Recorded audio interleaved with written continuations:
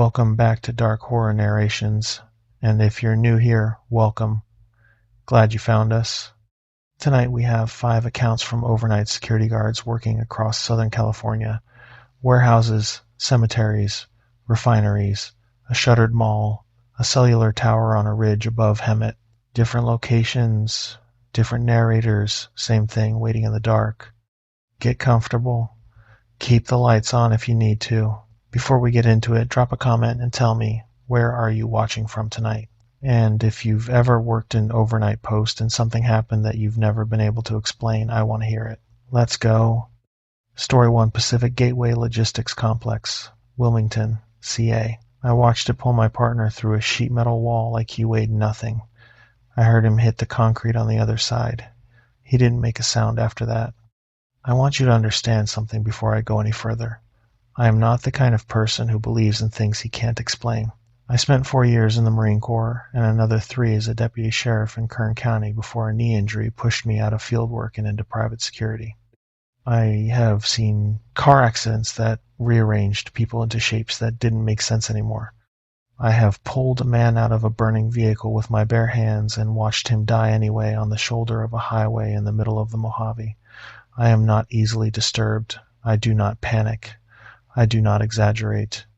What happened at Pacific Gateway Logistics on the 14th of March in 2022 is the only thing in my life I cannot explain with anything I know about the physical world. I've tried.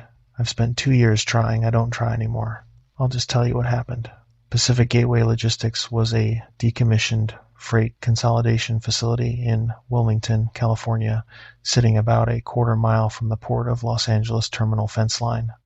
If you've ever driven the 1 to 10 freeway south toward San Pedro, you've passed within half a mile of it without knowing it existed. It was one of those industrial complexes that seemed to accumulate around the port like barnacles. 6 large warehouse buildings arranged around a central loading court, a detached guard booth at the main gate, a way station nobody had used in years, and about 40 acres of cracked asphalt surrounding all of it.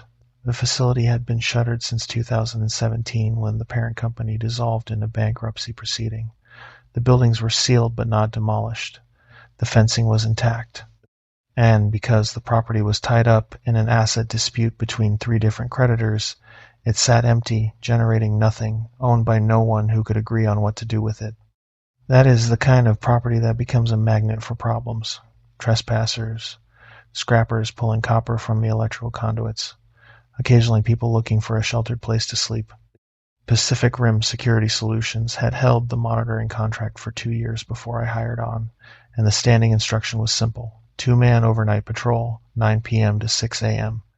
Radio check every 30 minutes, no confrontation with trespassers, call it in, and wait for response. The pay was $17 an hour. It was not glamorous work. My partner that night was Nate Figures. Nate had been with Pacific Rim for about 8 months. Ex-Army, did 1 rotation in the Middle East as a logistics specialist, got out and couldn't find work that paid more than retail until he landed with us. He was 29 years old, and he talked too much, which I usually found irritating, but on overnight shifts in empty industrial complexes, the sound of another human voice was something you learned to appreciate.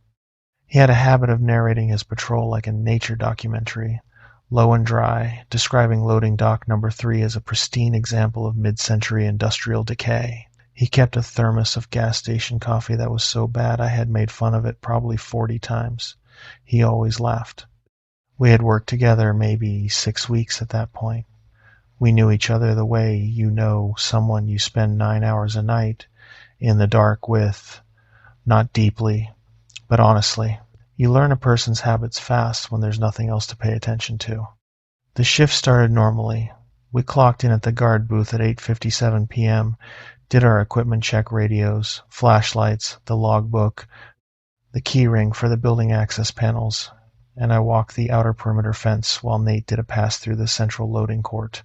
Standard opening procedure. The air that night was cold for March in Southern California, sitting somewhere around 52 degrees, with a wet edge to it coming off the harbor. You could smell the salt and diesel from the port terminal, and underneath that the usual complex smell of rust and old concrete and whatever chemical residue had soaked into the ground from decades of freight handling. Not a pleasant smell, but a familiar one. I had stopped noticing it weeks ago. I completed the fence walk at 9:22 p.m., logged it, and settled into the booth with a cup of actual decent coffee from the thermos I had brought myself. Nate came in about 10 minutes later, dropped into the folding chair across from me, poured his terrible gas station coffee, and started telling me about an argument he'd had with his landlord about a dishwasher. I half listened. The monitor on the desk showed feeds from 8 cameras, 4 covering the exterior perimeter, 2 covering the central court, 1 on the main gate, and 1 on the interior of Building 4, which had the most persistent problem with copper thieves. All 8 feeds were dark and still. We did our 30-minute radio checks with dispatch. We walked the circuit. We came back. We talked. Nate finished his thermos around midnight and complained about it in a way that suggested he was going to get another one from the gas station on Avalon Boulevard the following afternoon, which I told him was the single most predictable thing I had ever heard a person say. He laughed. At 12:41 a.m., the camera covering the north perimeter fence showed something that made me sit up. It was small. Just a flicker of movement near the bottom of the fence line, at the far left edge of the frame where the camera's night vision started to degrade into gray static. I watched it for about 30 seconds. It moved low and slow along the base of the fence, and then it stopped. Then it was gone. I logged it as possible coyote activity. We got coyotes on the property fairly regularly. They came down from the hills and moved through the port-adjacent industrial areas looking for rats and whatever edible garbage they could find in the lots. I had seen them on camera dozens of times. This was consistent with that. I noted it, flagged the timestamp in the logbook, and went back to my coffee. What I did not log, because I couldn't explain it and didn't want to look like an idiot in a written record, was the smell that reached me when I stepped outside to check the north fence manually about 15 minutes later. Coyotes have a smell. It's musky, organic, the smell of a dog that has been living rough and eating things it found on the ground. I know that smell. This was not that smell. This was something underneath it, something that didn't belong in the category of animal at all. Chemical edge, almost medicinal, like formaldehyde cut with something older and earthier. It sat in the back of my throat when I breathed it, and it didn't go away when I moved upwind. I stood at the fence line for 2 full minutes with my flashlight moving along the base of the chain link and found nothing. No tracks in the gravel, no fur caught on the wire, nothing. I told myself the port produced all kinds of chemical residue and the wind moved it in strange patterns at night. I logged the fence check as clear and went back inside. At 1:15 a.m., Nate's radio crackled. This was unusual because Nate was standing 6 feet away from me at the time, and our radios were on the same channel. What came out of the receiver was Nate's voice, or something very close to it, telling dispatch that we had a possible trespasser near Building 3 and that we were investigating. The dispatch operator acknowledged it. Nate and I looked at each other. He had not made that call. He picked up his radio and asked dispatch to confirm the last transmission. Dispatch confirmed they had received a status call from Unit 14, which was our unit designation, at 1:14 a.m., reporting a potential trespasser. Nate told them that was a negative. That call was not from us, that we were both stationary at the booth and had not observed any trespassers. There was a pause on the dispatch end. The operator asked us to confirm our unit designation and badge numbers. We did. Dispatch said they would note the discrepancy in the log and asked us to proceed with a sweep of Building 3 to be safe. We looked at each other again. The obvious explanation was a radio glitch, a cross signal from another unit operating on a nearby frequency. It happened occasionally. The voice similarity to Nate's could have been coincidence. Voices on radio came through compressed and distorted, and you could convince yourself you heard a resemblance that wasn't there. I believed that explanation for about 30 seconds. Then I thought about the voice again. Really thought about it.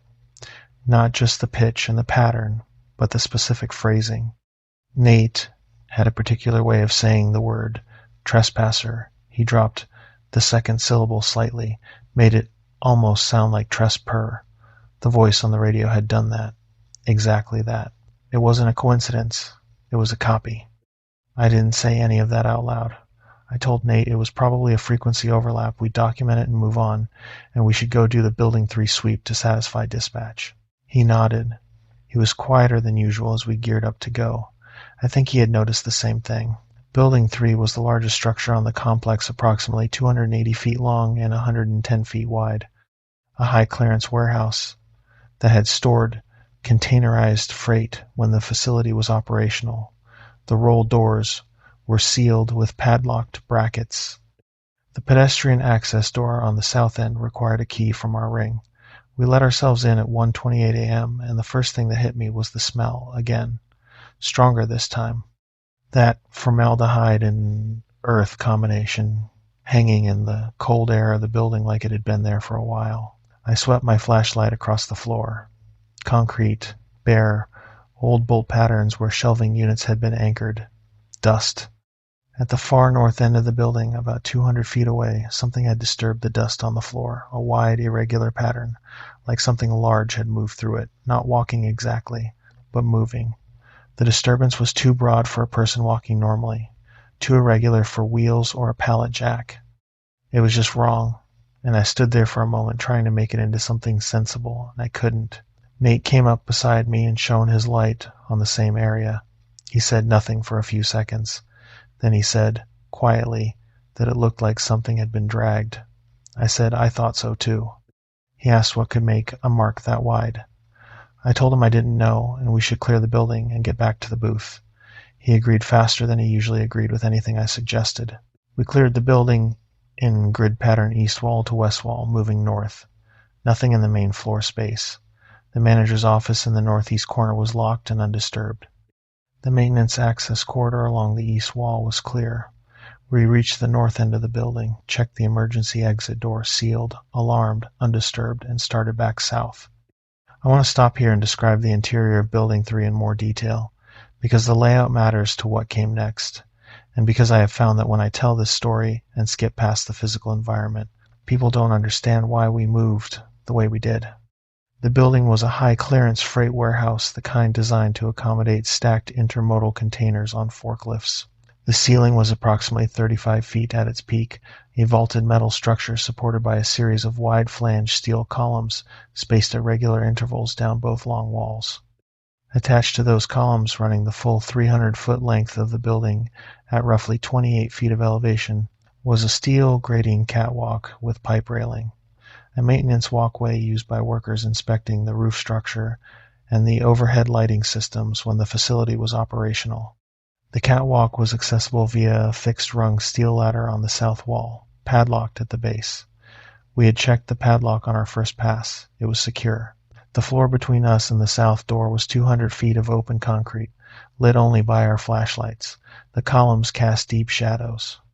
The building settled and popped in the cold, with the specific irregular rhythm that empty metal structures produce at night, sounds that you knew intellectually were thermal expansion and contraction, and that your body refused to accept as harmless because they came out of the dark with no warning and no pattern.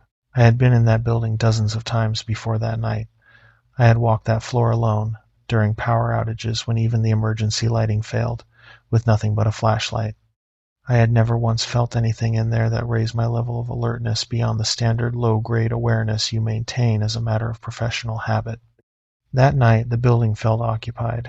Not the vague feeling of unease you might attribute to imagination or tiredness, a specific physical sense of mass in the space, of displacement, the way a room feels different when there is a person in it versus when it is truly empty.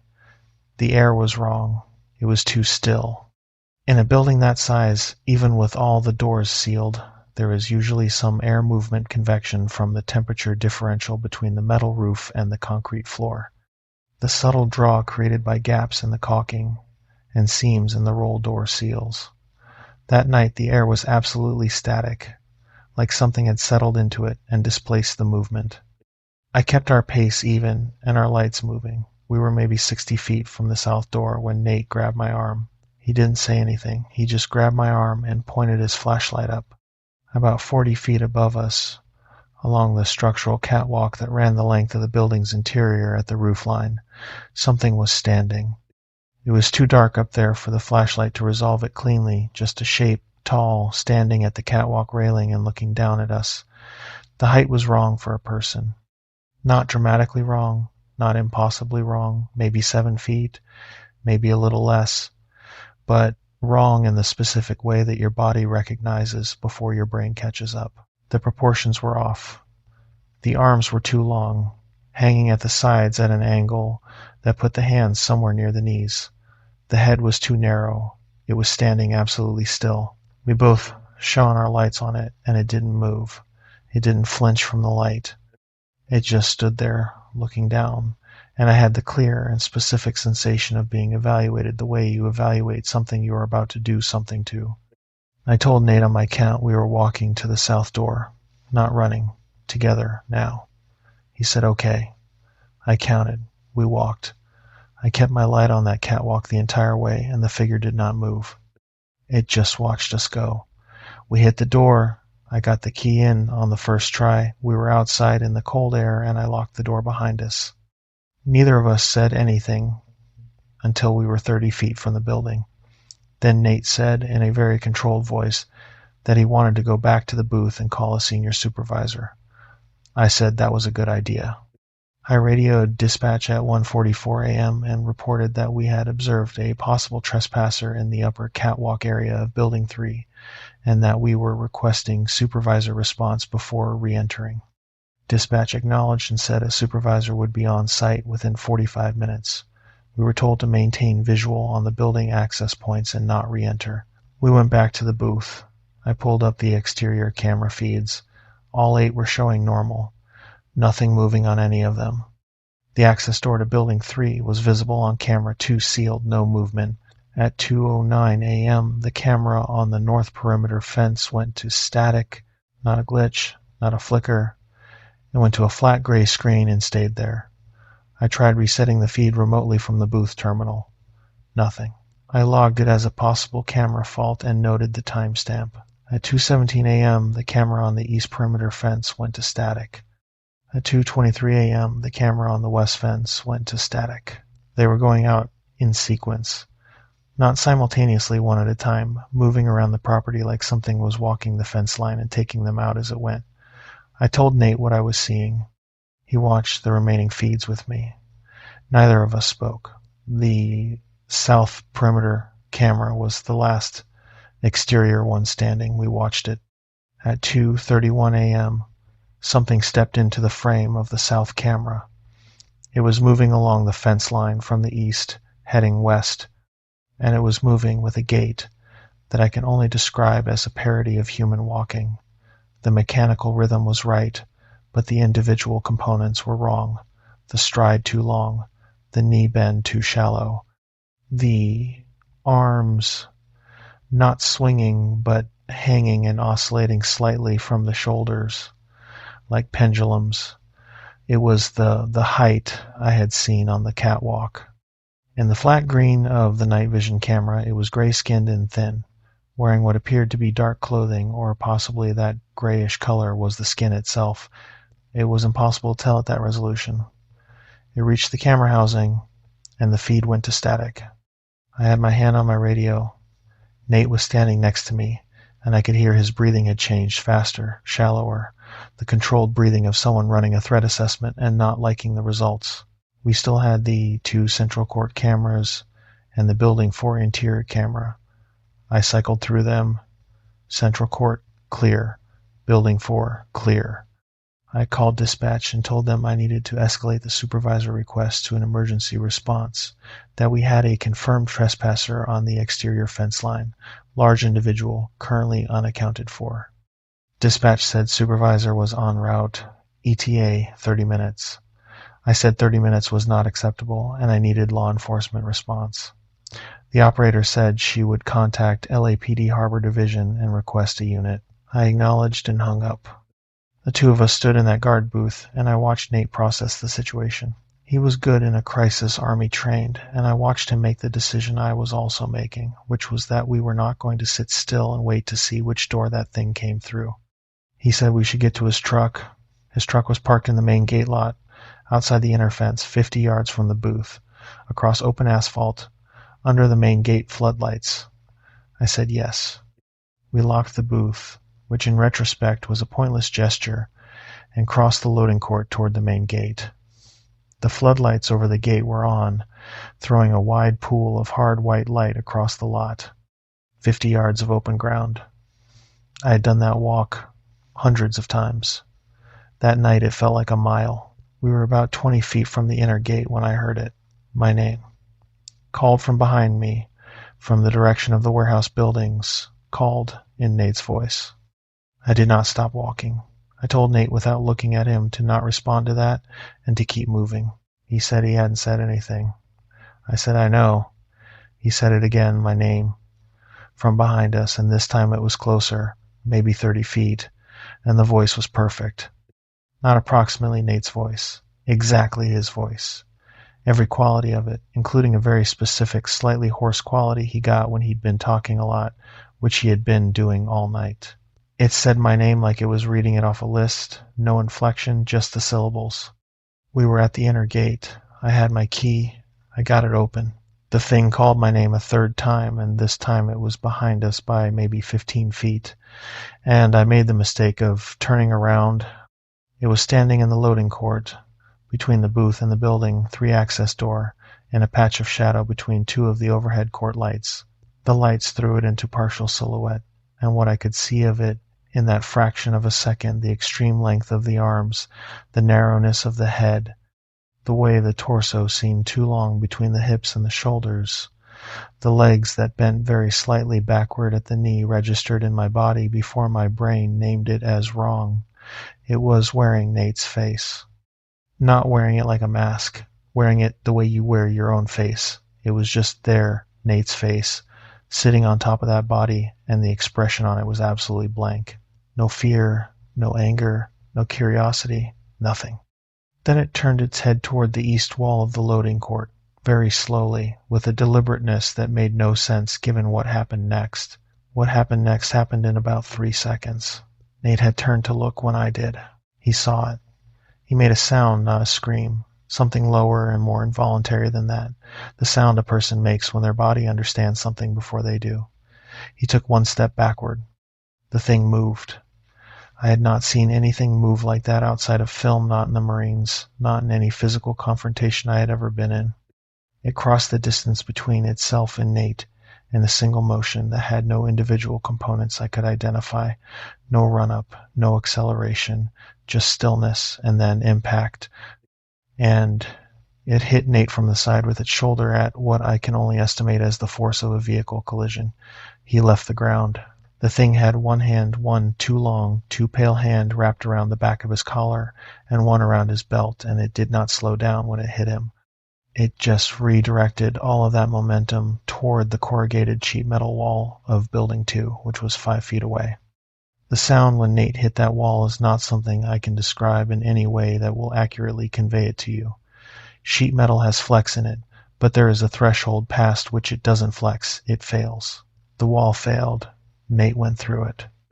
The thing went through after him, shouldering through the hole it had made like the wall was a curtain, and then there was a second impact sound from inside the building, heavier and harder, the sound of a body landing on concrete from too much force, and then there was nothing. No sound from Nate, nothing.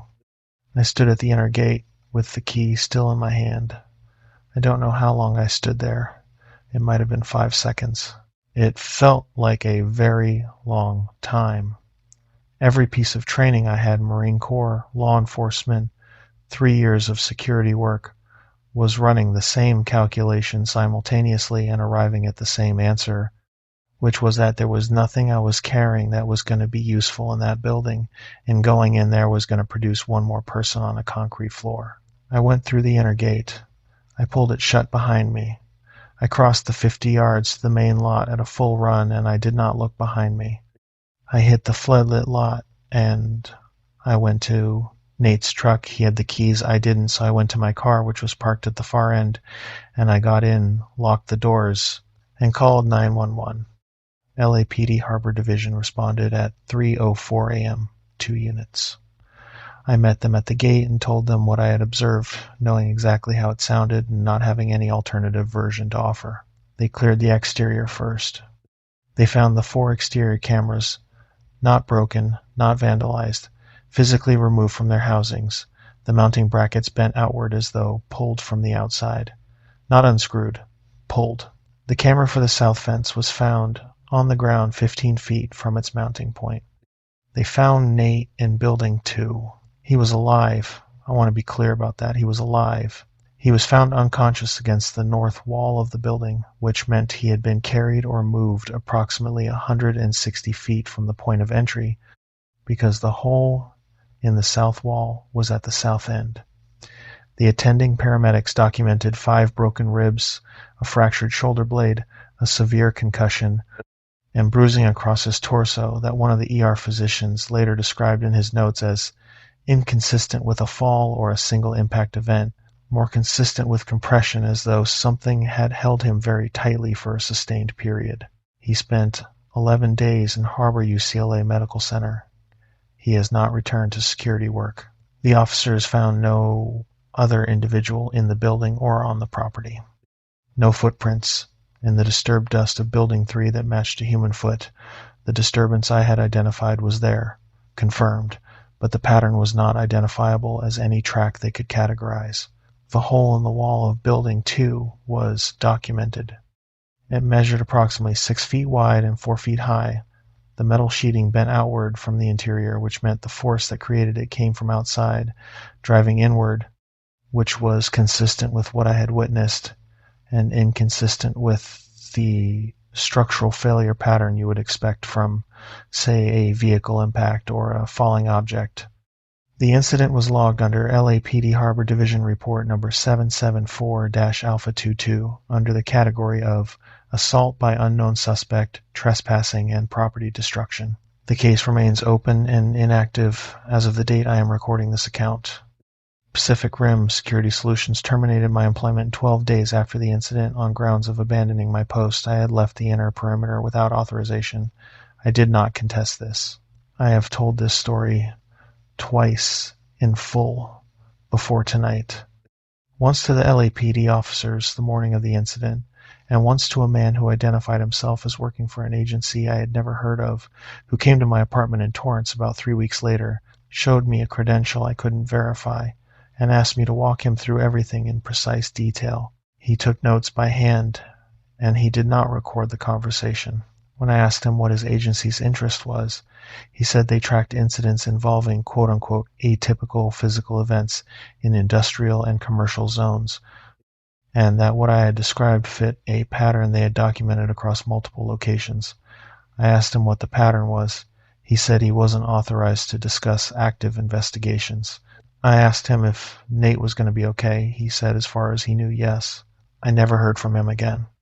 I have worked 3 other overnight security contracts since then, all in well-lit suburban commercial properties with active foot traffic nearby. And I will not take an assignment at an isolated industrial site again, regardless of the pay rate. I don't say that because I'm afraid of the dark. I say it because I know now that there are things that use the dark the way I use a familiar room, comfortably, efficiently, and with full knowledge of the layout. The thing in that complex knew our names. It knew our voices.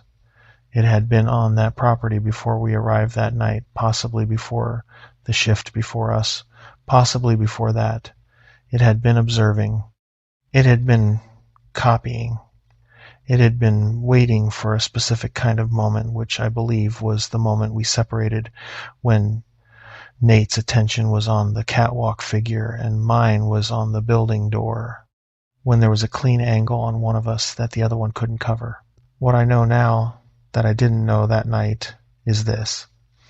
If something on an isolated property is mimicking voices you recognize, and it is doing it accurately, not approximately, but accurately, with the specific qualities that you know belong to a specific person, leave immediately. Do not investigate the source. Do not call out. Do not attempt to confirm what you heard.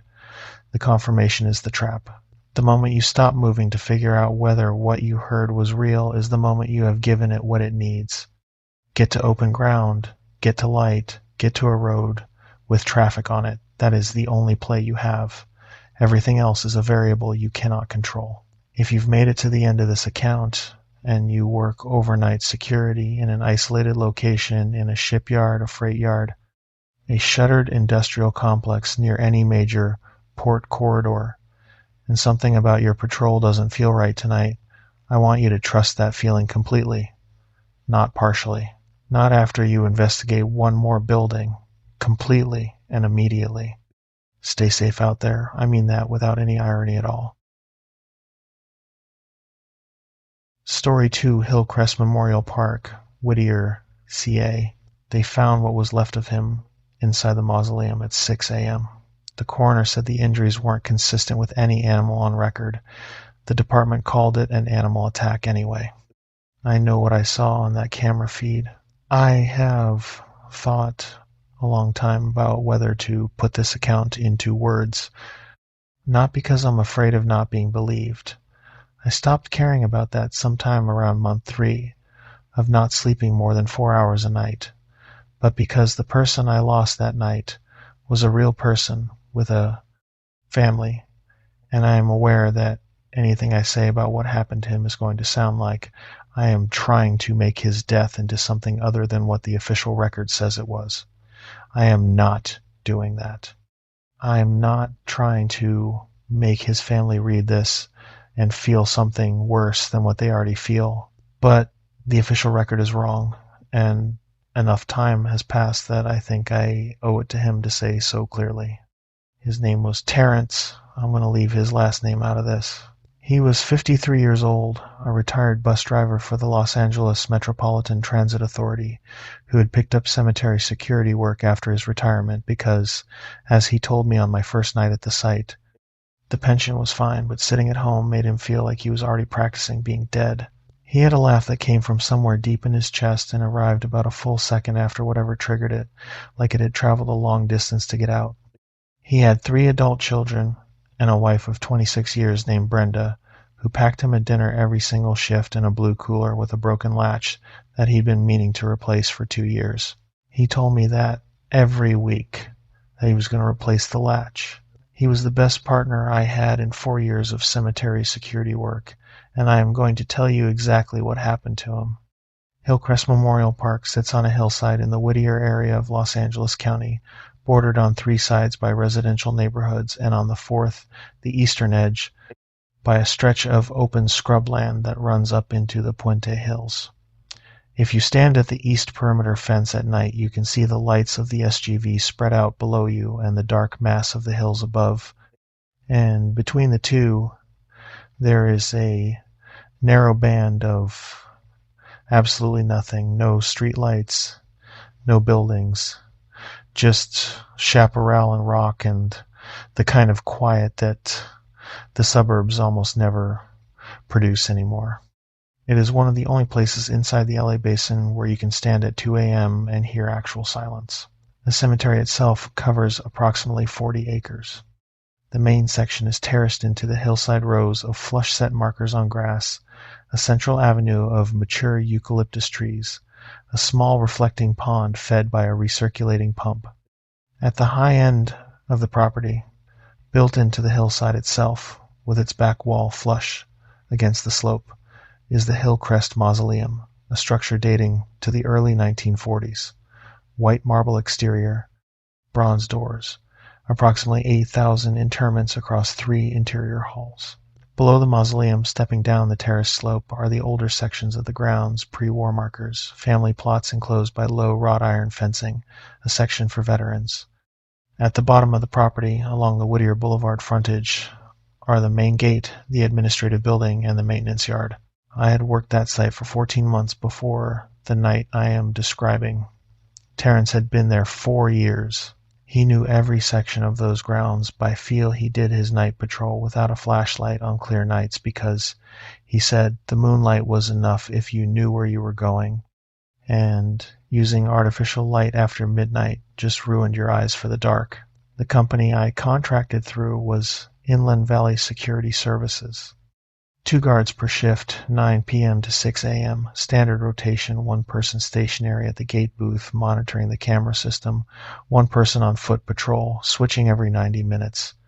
We had 9 cameras total, 4 on the perimeter fence, 1 on the main gate, 1 on the maintenance yard, 1 on the mausoleum entrance, 1 covering the central avenue, and 1 on the reflecting pond area, which had been the site of several vandalism incidents the previous summer. All 9 fed to a monitor array in the gate booth.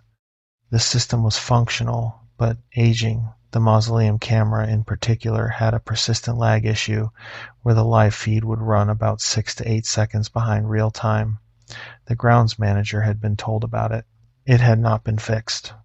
I tell you about the camera lag because it matters later. It matters quite a lot.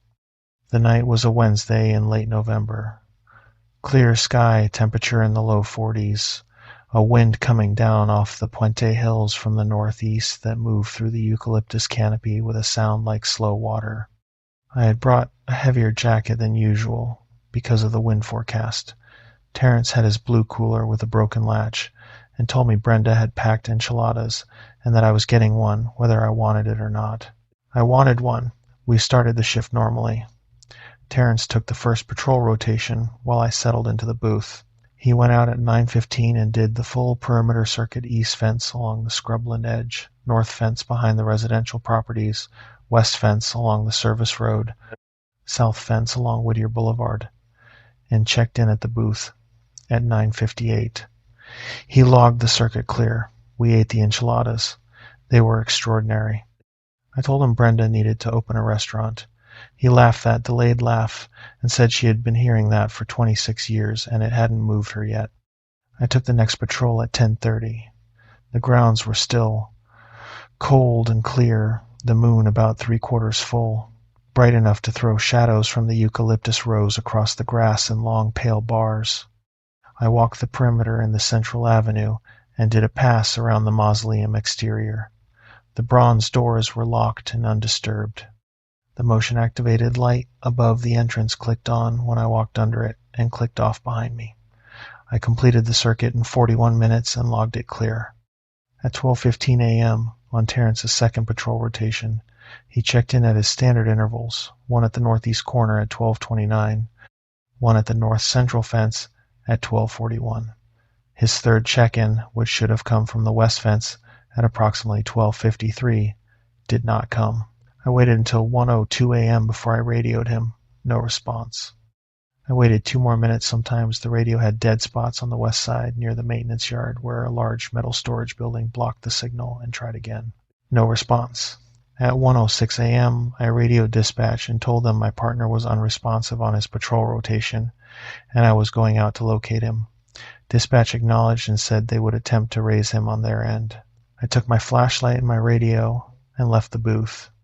I went to the west fence first because that was where his last check-in should have come from. The maintenance yard was quiet, the storage building padlocked, nothing disturbed in the equipment rows. I swept my light along the west fence line intact, no gaps, no disturbance on the gravel service strip along the base. I radioed Terrence twice from the west fence, nothing.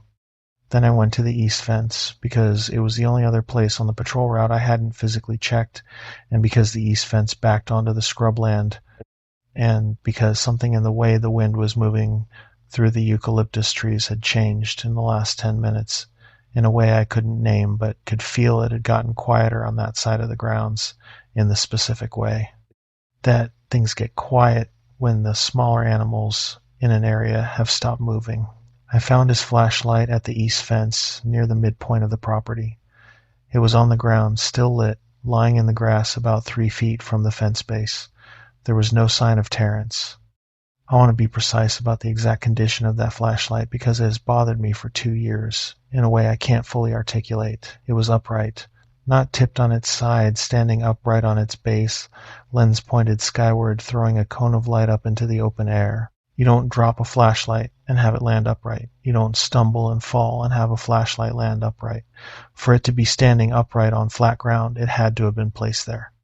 Set down deliberately, on purpose, by someone who either intended to come back for it or intended for someone else to find it exactly that way. I stood over it for a moment before I touched it. I swept my own light in a full 360 around the position. Grass in all directions. The eucalyptus rose to the west, throwing their long shadows. The fence to the east, the dark hill beyond. Nothing moving.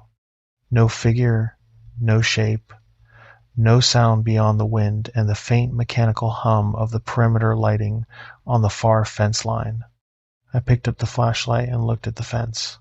The chain link was intact. No cuts, no bent sections, no gap at the base. The grass on my side of the fence was undisturbed except for the shallow impression where the flashlight had rested. On the scrubland side, the ground was harder, more rock and compacted soil, and in the beam of the light I could see the pale dry stalks of the scrub brush, and beyond them the dark rising slope of the hill. What I could also see, because the angle of my flashlight was right and the soil on the scrubland side was pale and dry enough to show contrast, was a single impression in the ground just past the fence line, on the exterior side. Not a full footprint, the soil was too hard for that. Just the heel of something, pressed in deep, deep enough that whatever made it had been carrying significant weight or moving with significant force.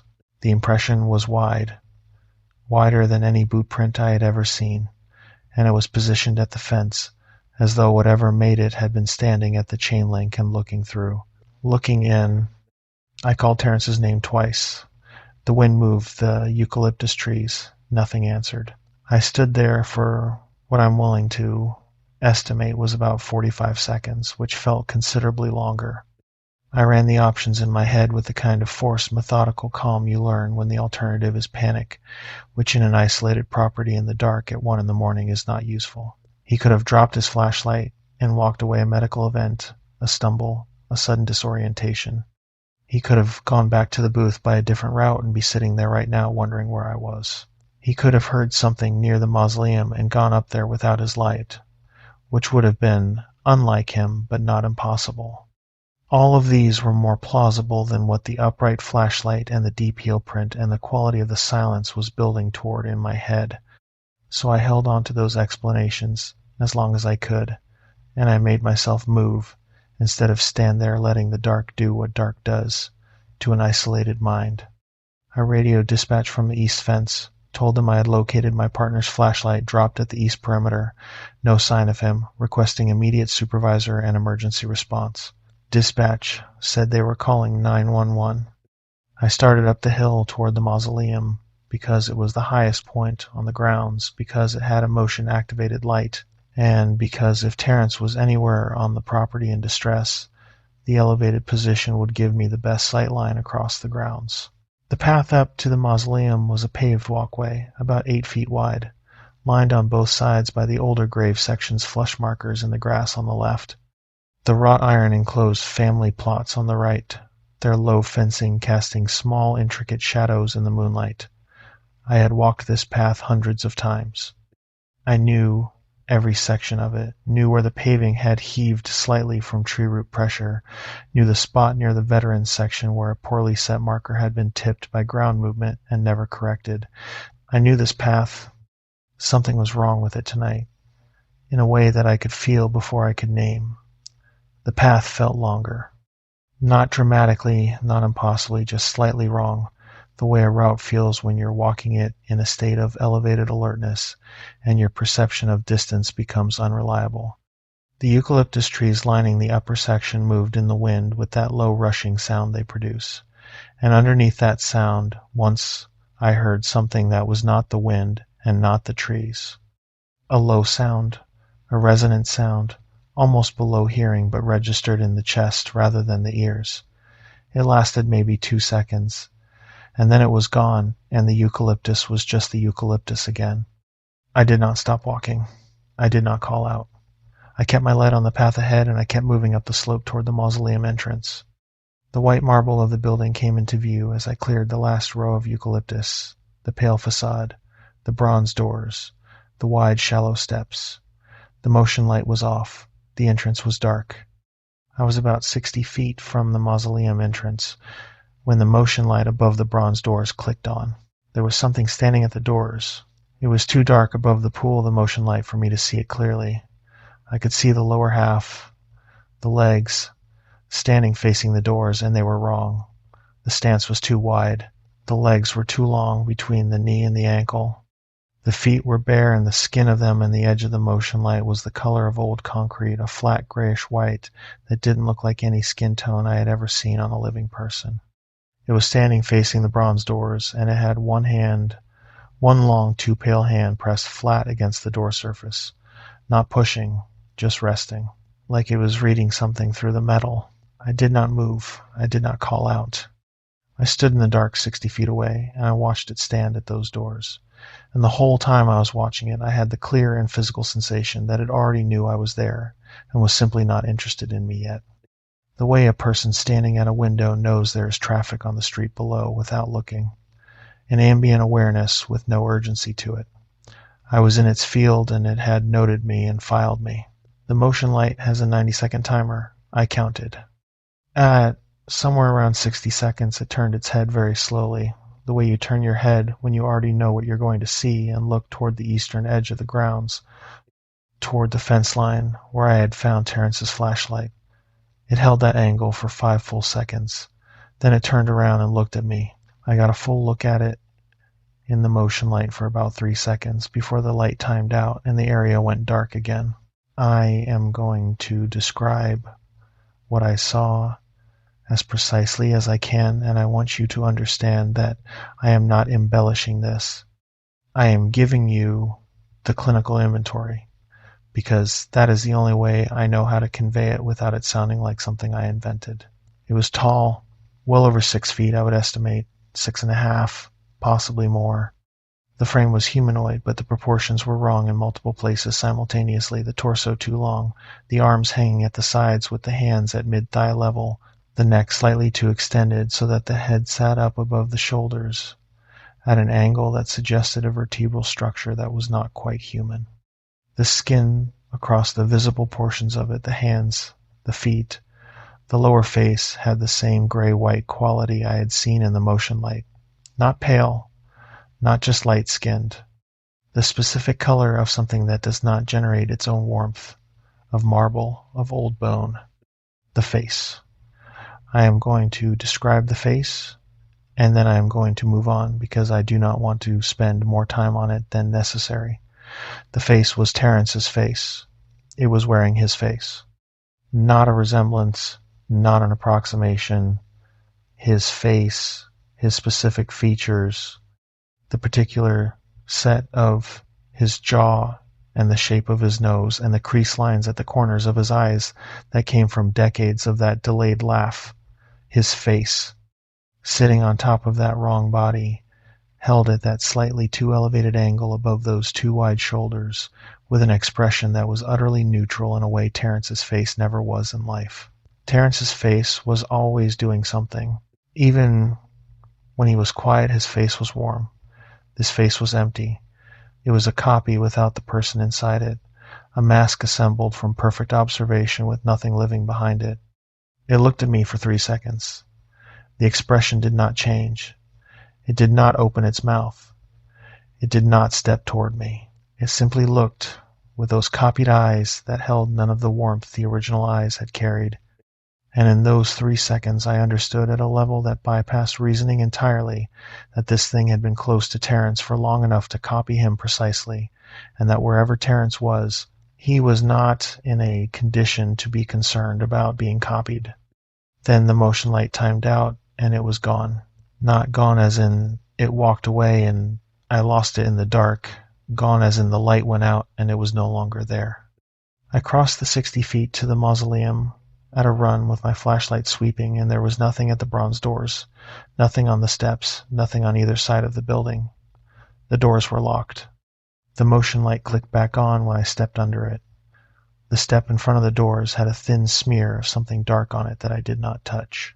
I went back down the hill toward the main gate.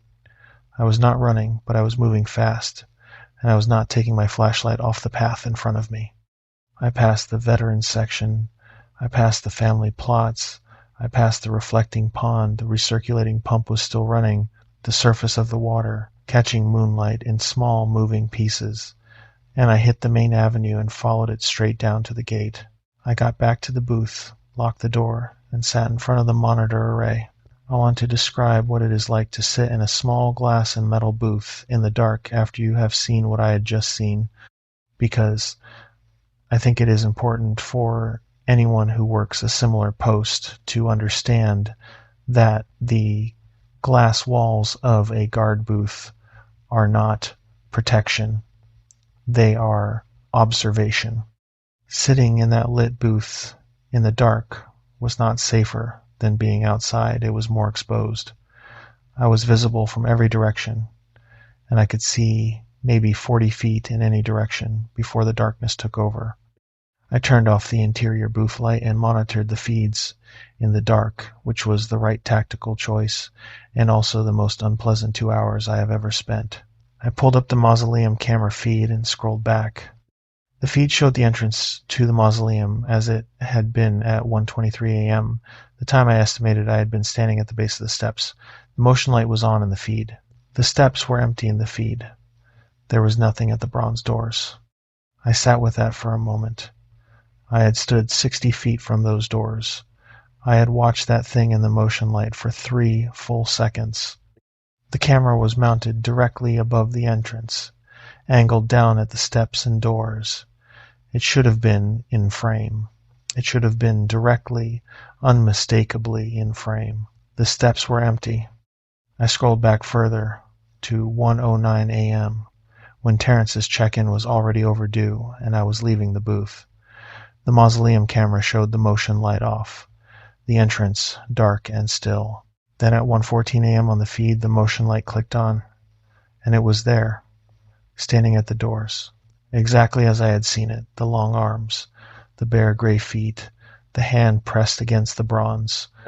The figure I had seen standing at the entrance was visible on the feed, but only on this earlier timestamp, not the one that corresponded to my physical presence there. This made no sense to me in real time. It took me several minutes of watching the feed back and forth before I understood what I was looking at. The camera lag, 6 to 8 seconds behind real time. The department had been told about it. It had not been fixed. If the camera was running 6 to 8 seconds behind, then the moment I had been standing at the base of those steps looking up at the figure in the motion light, the camera feed was showing me what had been at the door 6 to 8 seconds earlier. The figure I saw with my eyes was already gone by the time I was seeing it. And the window of time in the feed where the figure was visible, that corresponded to a period when I was still on the path, not yet at the base of the steps, not yet in a position where my arrival would have triggered the motion light. It had come to the door before I arrived. It had stood at the doors, and it had left before the motion light would have activated for me, and it had timed this precisely, and the only way to have timed it precisely was to have known exactly how long the camera lag was. I sat and watched that feed for a full minute, thinking about that, thinking about what it meant that this thing had known about the camera lag, thinking about how long it would have had to observe the property, the equipment, the timing patterns of the system to know that the mausoleum feed ran 6 to 8 seconds behind real time. At 1:21 a.m. on the feed, it turned and looked directly into the camera. And it stood there and it looked into that camera with Terrence's face that wasn't Terrence's face. And it stood there looking for 4 minutes and 38 seconds by the feed timestamp. And then it simply was not there anymore. No movement, no turning away. The feed showed it standing there at 1:21:47, and at 1:21:48 it was gone. Those 4 minutes and 38 seconds, I have thought about them many times. It was not looking at the grounds, not at the sky, not at the bronze doors. It was looking into the lens of the camera, into the feed, at the monitor in the booth, at whoever would eventually be sitting in front of that screen in a locked booth in the dark, watching. It was looking at me across the time delay, knowing I would be there. LAPD Whittier responded at 1:49 a.m. 2 units. The watch commander on the scene ordered a full property search. They cleared the grounds section by section, the main terraces, the Eucalyptus Avenue, the Veterans section, the perimeter fence line. One of the responding officers noted the heel impression I had found at the east fence and photographed it without comment. Another found a second impression on the scrubland side, approximately 12 feet from the fence, oriented back toward the property as though something had stood in the scrub, looking at the east fence, for some time before approaching it. The impressions were photographed and measured. The measurements were not shared with me. They found Terrence inside the mausoleum at approximately 6:04 a.m. in the third interior hall, in the section designated for the property's oldest interments, a narrow corridor of floor-to-ceiling marble crypts dating to the mid-1940s. The bronze doors had been locked from the outside. Every lock was intact. There was no indication of forced entry or exit. There was no key on Terrence's person. No key was found anywhere in the mausoleum interior. The responding officers and the subsequent investigative team could not account for how he came to be inside a locked building. The coroner's report described injuries that I was not given official access to, but that the investigating detective summarized to me off the record as extensive: structural damage to the chest and upper spine, injuries to the hands consistent with impact against a hard surface at high force. He had fought it or tried to. The investigator said the overall injury pattern was unlike anything in his 22 years with the department, and that the animal attack classification in the official record was, and I am using his exact words here, the closest available box on the form. I gave a full statement 3 times. I disclosed what I had seen on the camera feed. The feed was reviewed by the department's digital forensics unit, and the timestamp anomaly was documented. The official finding was a camera malfunction consistent with the known lag issue in the system. The footage was retained as evidence and the case was classified as active. It is, as of the time of this recording, still listed as active. Nothing has been charged. Nothing has been resolved. I left cemetery security work within 30 days of that night. I work days now. Interior facilities, well lit, populated, nothing that puts me outside after dark in an isolated location. I am aware that this is a response that will not protect me. If something like what was on that hillside decides it has an interest in me specifically, but it is the only response I have available to me, and I have made my peace with that. What I have not made peace with is the image on that camera feed of it standing there looking into the lens with Terrence's face. It looked into that camera for 4 minutes and 38 seconds. Not at the grounds, not at the sky, not at the bronze doors, into the camera, at whoever would eventually be sitting in front of the monitor in the booth, alone. I think about that often. I think about what it understood, about how a camera works, and about a monitor in a booth, and about a person watching a feed. I think about what it means that it knew to look there. Terrence had a habit of saying, when we wrapped up a shift and the sun was coming up over the Puente Hills and the grounds were going from dark to gold, that the cemetery was the most peaceful place he had ever worked, that he understood why people paid good money to have their people buried on a hillside with that view. He said it the way a person says something they genuinely mean without any performance in it, just a simple statement of a thing they found to be true. I hope wherever he is now has that same quality of light. If you work a cemetery post or any isolated elevated site, a hilltop facility, a hillside property, anything backing onto open wildland, and your patrol partner misses a check-in, do not go looking for them alone. Radio for backup first. Do not go up toward the high ground. Do not approach any structure where a motion light has activated without first waiting and watching from a distance. And if you see a face you recognize on a body that is the wrong shape to belong to that person, do not look at it. Do not let it know you have identified it. Move toward the gate. Move toward the road. Move toward any light source connected to a public street, and do not stop until you are there. A cemetery at night is not a peaceful place. I know that now. I know it in a way that I cannot unknow. Story 3. Consolidated Refining Facility, Carson, CA. I told Garrett to stay in the truck. He didn't listen. Whatever came out of that maintenance corridor hit him so hard his radio ended up 40 feet away. I left him there. I'm still not sure I had a choice. I have been trying to decide for the better part of 18 months how to frame that statement honestly. The honest answer is that I don't know if I had a choice. I know what I told myself in the moment, which was that I was the only one left functional, and that a dead man was no use to anyone, and that getting out was the only play. I know what I have told myself since on the nights I can't sleep, which is that Garrett was already gone by the time I ran. I don't know which version is true. I have stopped expecting to find out. What I can tell you with complete accuracy is what happened from the beginning of that shift to the moment I reached the perimeter road and flagged down the Caltrans crew. Everything in between, I remember with the specific clarity that extreme stress produces, not photographically, but physically, the way your body holds an event in its muscles and tendons long after your mind would prefer to let it go. The facility was called Consolidated Refining, a petroleum processing plant that had operated in the Carson Industrial Corridor of Los Angeles County from the early 1960s until its closure in 2011.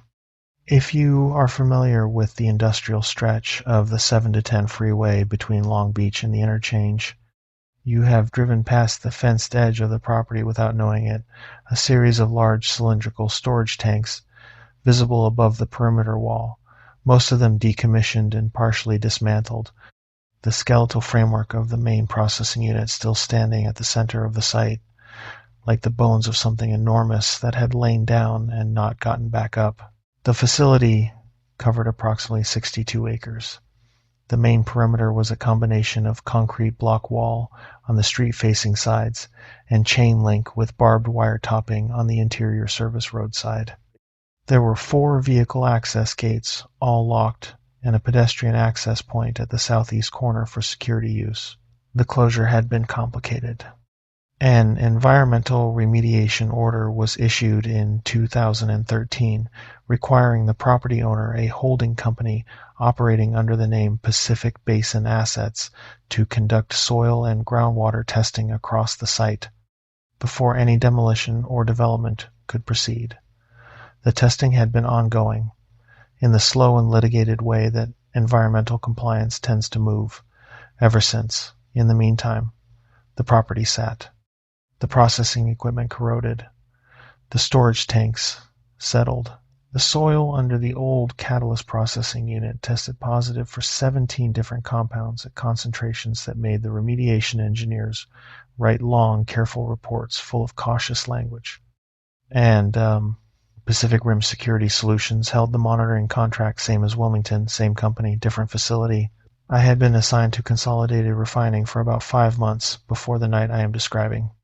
The standard assignment was 2 guards, 2 vehicles, covering the property in overlapping patrol zones. Zone A being the northwest quadrant with the main tank farm and the administrative building ruins. Zone B being the southeast quadrant with the processing unit, the maintenance compound, and the old catalyst storage buildings. You covered your zone independently and checked in with your partner by radio every 20 minutes. The reason for separate vehicles on this site, rather than the walking patrols I was used to at other assignments, was the scale of the property and the condition of the ground. There were areas of subsidence, unmarked excavations from the remediation testing, sections where the soil had been contaminated with substances that you genuinely did not want to be walking through in standard issue security boots. You drove the patrol roads and you stayed in your vehicle unless you had a specific reason to exit. My partner that night was Garrett Osei. Garrett was 31, Ghanaian American, had done 2 years at Cal State Dominguez Hills before money ran out, and he landed in private security. He was built like someone who had played football in high school and kept most of it wide through the shoulders, thick in the neck, and he had an easy, unhurried manner that I had initially mistaken for indifference, and come to understand was actually a very stable baseline calm. He didn't rattle easily. He asked good questions. He was the kind of partner that made a long overnight shift feel manageable rather than just survivable. We had been working together at Consolidated Refining for about 3 of my 5 months on the site. I knew his patrol rhythms, his radio cadence, the specific way he said, "Copy that," with a slight upward inflection at the end that made it sound like a question even when it wasn't. I knew his truck by the sound of the engine, a 2016 Ford F-150 with a belt squeal he had been ignoring since October. I could tell where he was on the property at any given point in the shift by listening for that engine through my open window. The night was a Friday in late January. Temperature in the high 40s, overcast, the cloud cover holding in the ambient light from the surrounding industrial corridor so that the site had a faint orange glow to it at the upper edges of the sky, even at 2 in the morning. No wind to speak of. The air inside the perimeter had the heavy hydrocarbon smell that the site always carried, a dense petroleum baseline layered with the sharper chemical notes from the remediation work, the smell of disturbed soil, of compounds brought up from depth and left to off-gas into the air above the excavation sites. On certain nights, depending on the atmospheric pressure, that smell was almost overwhelming. On this night, it was moderate, which was good, because when you stopped being able to smell things over the hydrocarbon baseline, it was usually because something else had gotten into the mix. We did our standard opening checks at 9:15 p.m. Garrett went north, I went south. The Zone B patrol road ran along the east perimeter fence, looped around the south end of the catalyst buildings, crossed through the gap between the main processing unit's western edge and the maintenance compound wall, and came back north along the western interior road to the central checkpoint. It took about 22 minutes at normal speed. I ran it once, logged it clear, parked at the central checkpoint, and met Garrett there at 9:54. He had his thermos. He always had his thermos. He poured something that smelled like actual coffee, unlike Nate's gas station variety from the warehouse job, and we sat on the hoods of our respective trucks and did the handoff, anything noted on his side, anything noted on mine. He had found a gap in the chain link on the northwest fence near the old admin building and photographed it for the maintenance log. A coyote, probably, he said. The gap was at the bottom, and the pull pattern on the wire suggested something low and heavy had pushed through from the outside. I told him I had nothing notable on my side. We finished our coffees and separated for the second patrol rotation at 10:20. The second and third rotations were normal. I logged them clear.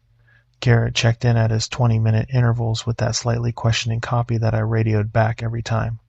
The site was quiet in the way industrial sites at night are quiet, not silent, because the remediation equipment had a low-pressure pump running continuously on the east side that produced a steady mechanical pulse, and because the remaining standing sections of the processing unit ticked and groaned with thermal contraction as the temperature dropped, and because there were always sounds from the surrounding corridor, the freeway, the industrial operations that ran 24 hours in that part of Carson.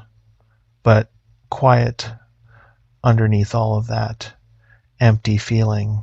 At 12:50 a.m., midway through Garrett's fourth rotation, his 20-minute check-in didn't come. I gave him 3 extra minutes, which was more latitude than protocol allowed, but within the range of what we both extended each other in practice, and then I radioed him. He came back immediately. Copy that. Slight upward inflection. He was fine. He had stopped at the northeast corner of the Catalyst building cluster because he had seen something on the ground he wanted to photograph for the log. I asked him what he'd found. He said it looked like something had been inside the Catalyst storage area, Building 7, the northernmost of the cluster, which was supposed to be sealed. He said the access panel on the east face of the building looked like it had been pried. I told him to hold his position, don't enter the building. I was coming to him. I drove the Zone B patrol road from the central checkpoint to the Catalyst building cluster in about 6 minutes. The cluster was a group of 4 rectangular metal buildings arranged in a rough square, used historically for storing catalyst materials associated with the refining process. All 4 were sealed with padlocked access panels, rather than standard doors. The interiors contained residual contamination and were restricted from entry under the remediation order. They were the part of the site I had always liked, least on patrol, for reasons I had attributed to the chemical smell and the way the cluster's arrangement created a closed courtyard space in the middle that my headlights couldn't fully penetrate when I drove past. I parked on the east side of Building 7 and found Garrett standing at the access panel with his flashlight. He was right. The panel had been pried. The padlock was still on the hasp, but the hasp itself had been bent outward from the wall, the lag bolts pulled partially free of the corrugated metal siding. The panel was not open, but it was no longer flush with the building. There was a gap of about 2 inches along the bottom edge. I looked at that gap for a moment. The chemical smell coming out of it was different from the general site smell, sharper, more organic, with the formaldehyde and earth note underneath it that I recognized from my earlier incident at the Wilmington warehouse without knowing at the time that I recognized it. I would not make that connection till much later. At the time, I categorized it as catalyst residue off-gassing and noted it in my mental log as the reason we were not going to open this panel any further or go inside. I told Garrett we were going to document the pried hasp, photograph it, and call it into dispatch as a potential trespassing event for follow-up in the daylight. We were not going to investigate further. The contamination protocols alone prohibited entry, and that was reason enough, without any other reason. Garrett agreed. He was already photographing the hasp with his phone. That was when we both heard it from inside the building. A sound. Low, resonant. The same chest-felt quality I would later come to associate with what the Whittier officer had found at the east fence impression. A single, sustained note. About 2 seconds, and then silence. Not mechanical. Not the building settling. Something alive producing sound deliberately, and producing it in a register that was calculated to be felt rather than heard, because at that level it bypasses the conscious mind and goes straight to the older parts, the parts that still know what it means when a large predator announces itself in a confined space. Garrett lowered his phone. He looked at me. I looked at him. I told him to get in his truck. I was already moving toward mine. We could call this in from the vehicles. We could get the patrol road between ourselves and that building. We could let dispatch sort out what required a follow-up and what required a different kind of response entirely. He said, wait. He said it like a man who was processing something, not like a man who disagrees. He was looking at the gap at the bottom of the access panel. I said, Garrett, get in the truck. He said, there was something in there that had made a sound, and he wanted to know what it was before he put in a report that was going to require him to explain why he didn't investigate when he was standing right there. I understood the logic. I have been there myself. The professional reluctance to file an incomplete report.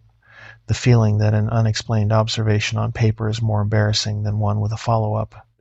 In retrospect, that logic has the specific quality of a trap. The way certain situations seem to offer a reasonable-sounding option that leads directly into the worst possible outcome. I understand it, and I still wish I had been more forceful. I told him one more time to get in the truck. He said, give me 60 seconds. He just wanted to get close enough to the panel gap to see if he could identify the source with his flashlight. He was already crouching down toward the 2-inch gap at the base of the panel. He shone his light into the gap. I watched him do it from 10 feet away, still moving toward my truck. Not stopping, because stopping was wrong and I knew it was wrong, and I watched him put his eye level down near the gap and I watched him freeze. He held that position for about 3 seconds.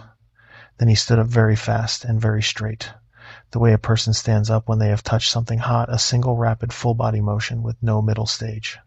He said nothing. He did not look at me. He just stood there facing the building with his flashlight at his side. I said his name. He still didn't move. Then the access panel came off the building. Not opened, came off. The corrugated metal panel, the hasp, the bent lag bolts, all of it together, blown outward from the building in a single explosive movement, as though something inside had hit it with the full weight of its body at full speed. The panel hit Garrett across the chest and upper arm with an impact I felt in my sternum from 10 feet away, a massive concussive sound, metal on flesh, and he left the ground and came down on his back on the patrol road surface with the panel partially on top of him. I was at my truck. I had my hand on the door handle. What came through the opening in the building wall was tall. That is the first thing, the height, the way it had to angle itself through an opening that had been designed for a standard access panel and still did not fit cleanly, scraping the top of the frame with its shoulders as it came through.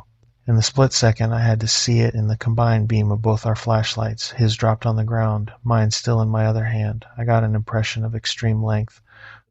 The limbs, disproportionate to the torso, in the specific way that tells your body this is not a person, no matter what the upright posture and the two-arm, two-leg arrangement is trying to suggest. The skin in the flashlight beams was that gray-white, the color of concrete dust, the color of something that did not belong in light. The face I could not see clearly because it was already moving and moving fast, going directly for Garrett, who was on the ground with the panel on top of him and not yet fully oriented. It reached him in 2 steps. 2. The distance was 15 feet, and it covered it in 2 steps, which tells you something about the stride length and tells you something about the speed. And when it reached him, it grabbed the metal panel, the full corrugated metal panel that weighed something in the range of 60 to 80 pounds, and it removed it from Garrett's body the way you remove a sheet from a bed. Single motion, effortless, tossed it aside. The panel hit the patrol road surface 12 feet away and rang like a bell. Garrett was trying to get up. He had gotten one arm under him and was pushing. He was saying something, a single word repeated. I could not hear what word over the sound of my own breathing and the ring of the metal panel still settling. The thing crouched over him. It put both of those long, pale, wrong hands on his shoulders, and it pressed him back down to the ground with a force I could see from 10 feet away in the way his body absorbed it.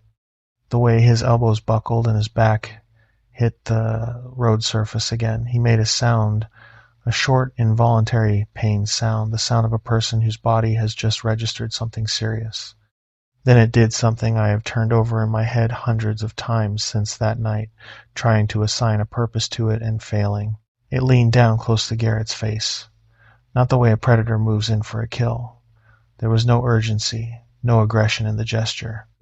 It leaned down slowly, with a kind of deliberateness that suggested examination, the way a person crouches down to look closely at something on the ground they are trying to identify. It held that position for about 4 seconds. Garrett had gone still under it, whether from shock, from pain, or from some instinct that absolute stillness was the correct response. I don't know. It held its face close to his, and it did not touch him again, and it did not make a sound. Then it stood back up to its full height, and it looked at me. I want to be accurate about this, because the accuracy matters for what I did next. I want to be accurate about this, because the accuracy matters for what I did next. It looked at me with a face that was blank, in the same way a wall is blank, not expressionless in the way a person suppresses expression, but structurally absent of whatever architecture holds an expression, like looking at a very good copy of a face from which the essential animating component had been removed. The eyes caught the light from my dropped flashlight with a yellow-white reflection that was not how human eyes reflect light, was not how any eyes I had ever seen in a person or a dog or a coyote reflected light. It looked at me for 1 second, and the assessment in that look was so clear and so rapid and so entirely free of any of the hesitation a human predator would show that I understood immediately what the look meant. It meant, "You are noted. You are not the current problem. Wait." I got in my truck. I am not going to tell you I thought about it or weighed my options or made a reasoned decision. I got in my truck because my body had already made the decision and my conscious mind caught up to it somewhere in the motion of opening the door. I started the engine. I turned on the headlights. In the headlights, I could see Garrett on the ground and the thing crouched over him and the yellow-white eye reflection in the high beams, and for one moment everything was still. And in that stillness, I heard Garrett's radio, which had left his belt. At some point in the sequence, I could not see it transmitting a broken signal, static, and I heard my own radio receive the static, and I understood that it had separated him from his ability to call for help, and I understood that I was the only remaining call for help, and I was sitting in a truck with my hand on the gear shift. I put the truck in drive, and I hit the horn. I held the horn for a full 5 seconds. In the refinery corridor, nearly 1 a.m, in an industrial zone where noise ordinances were not a significant concern, a sustained vehicle horn is loud. The thing over Garrett stood up when the horn started. It stood fully upright, and it turned toward me and into my high beams, and in the full direct light I saw it completely for the first time, the full height, the full length of the arms, the gray skin, the wrong geometry of every proportion, and it took one step toward my truck. I drove at it. I want to be clear. I drove at it because it was between me and the patrol road exit, and because I had already committed to the movement before I had time to think about what I was doing. I accelerated hard toward it on the patrol road, and it did not move. It stood in my headlights, and it did not move, and I was doing approximately 25 miles an hour when it stepped off the patrol road to the right with a single unhurried sideways motion, as though moving out of the way of a slow bicycle. It did not hurry. It was not afraid of the truck. It simply decided not to be in the way of the truck, and the distinction between those two things was the most frightening thing I observed that entire night. I drove the Zone B patrol road to the east perimeter fence gate, which I opened with the key code, and I drove the perimeter service road south until I hit the public road at the south corner of the property, and I drove that road east until I found a Caltrans maintenance crew working a road resurfacing operation, and I stopped and I told them I needed them to call 911. LA County Sheriff responded. They found Garrett on the patrol road near Building 7. He was alive. I need you to hear that he was alive. He had a broken collarbone, 4 broken ribs, a fractured orbital socket, and a concussion that the trauma team at St. Francis Medical Center in Linwood described as severe. He was in the hospital for 17 days. He walked out of there on his own feet. The sheriff's department found no other individual on the property. They found the access panel that had come off Building 7. They noted in their report that the lag bolts had been pulled out of the wall from the inside with force consistent with, and this is a quote from the report summary I was given, a mechanized tool or an individual of exceptional physical strength. The interior of Building 7 was examined with protective equipment. It was empty of any person or animal. The investigators documented that the interior floor, which was bare concrete, showed marks consistent with something large having been present, compression marks in the residual chemical sedimentation on the floor, a pattern of impressions the size and shape of which the investigators could not categorize. The incident report was filed under Los Angeles County Sheriff Case number 447-Bravo 9, classified as aggravated assault by unknown suspect, trespassing, and destruction of property. As with the Whittier case I learned about later, the case is active and unresolved. Pacific Rim terminated me within 2 weeks. Same reason as before, I had left the immediate vicinity of a partner in distress without authorization. I understand their position. I have signed the separation papers and moved on. What I cannot move on from, and what I am telling you tonight because I think it is important information for anyone who works similar sites, is this. I drove at that thing and it stepped out of my way without hurrying. That detail has stayed with me longer than anything else about that night, longer than the sound of Garrett hitting the road surface, longer than the yellow reflection in my high beams. It stepped aside not because the truck threatened it. It stepped aside because it chose to, in the same indifferent way you step around a slow-moving shopping cart. The truck was not a deterrent. The horn was not a deterrent. The light was not a deterrent. What I think stopped it from following me, from coming through the fence or running down the perimeter road after my truck, was not anything I did.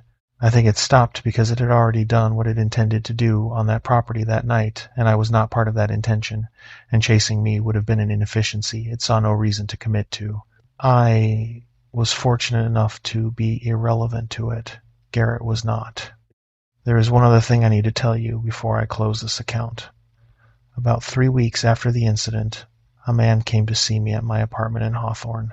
He had a credential I didn't recognize, a quiet and specific manner of asking questions that suggested he had done this before many times, and he knew details about the Building 7 incident that had not appeared in any report I had been given access to. He knew about the sound from inside the building, the low resonant note. He knew about the impressions on the interior floor. He knew about the eye reflection in my headlights, the specific color of it. He asked me to describe the movement pattern when the thing stepped out of my truck's path. I described it. He wrote it down. He asked me if at any point it had mimicked a voice or a face I recognized. I told him no. He nodded as though that was a meaningful data point, not reassuring exactly, but classifying. Before he left, I asked him if this kind of thing happened at other industrial sites.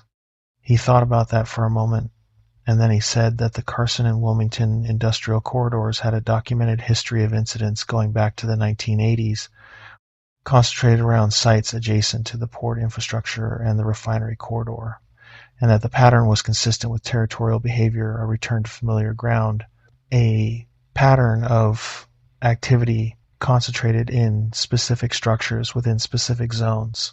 He said the remediation excavations at Consolidated Refining had likely disturbed something that had been using the subsurface structures of the facility for shelter for a considerable period. I asked him how considerable. He said he wasn't in a position to speculate, but that the environmental record for that site went back to the early operations period, which would be the early 1960s, and that the earliest documented incident on that corridor predated the facility's construction. I asked him what that meant. He closed his notebook and said it meant the facility was built in the wrong place and that the remediation work had made a pre-existing situation significantly worse. I asked him what the agency was going to do about it. He looked at me for a moment with the expression of a person who has been asked a question they consider technically answerable, but practically pointless. Then he said that the agency's role was documentation and risk assessment, not remediation, and that the remediation in this case was not the kind that involved soil testing. He left. I never heard from him again. If you work a security post at a decommissioned industrial facility, a refinery, a chemical plant, a processing site with sealed structures and ongoing remediation activity, I need you to hear this directly. Do not investigate sounds from sealed buildings. A sealed building produces no sounds.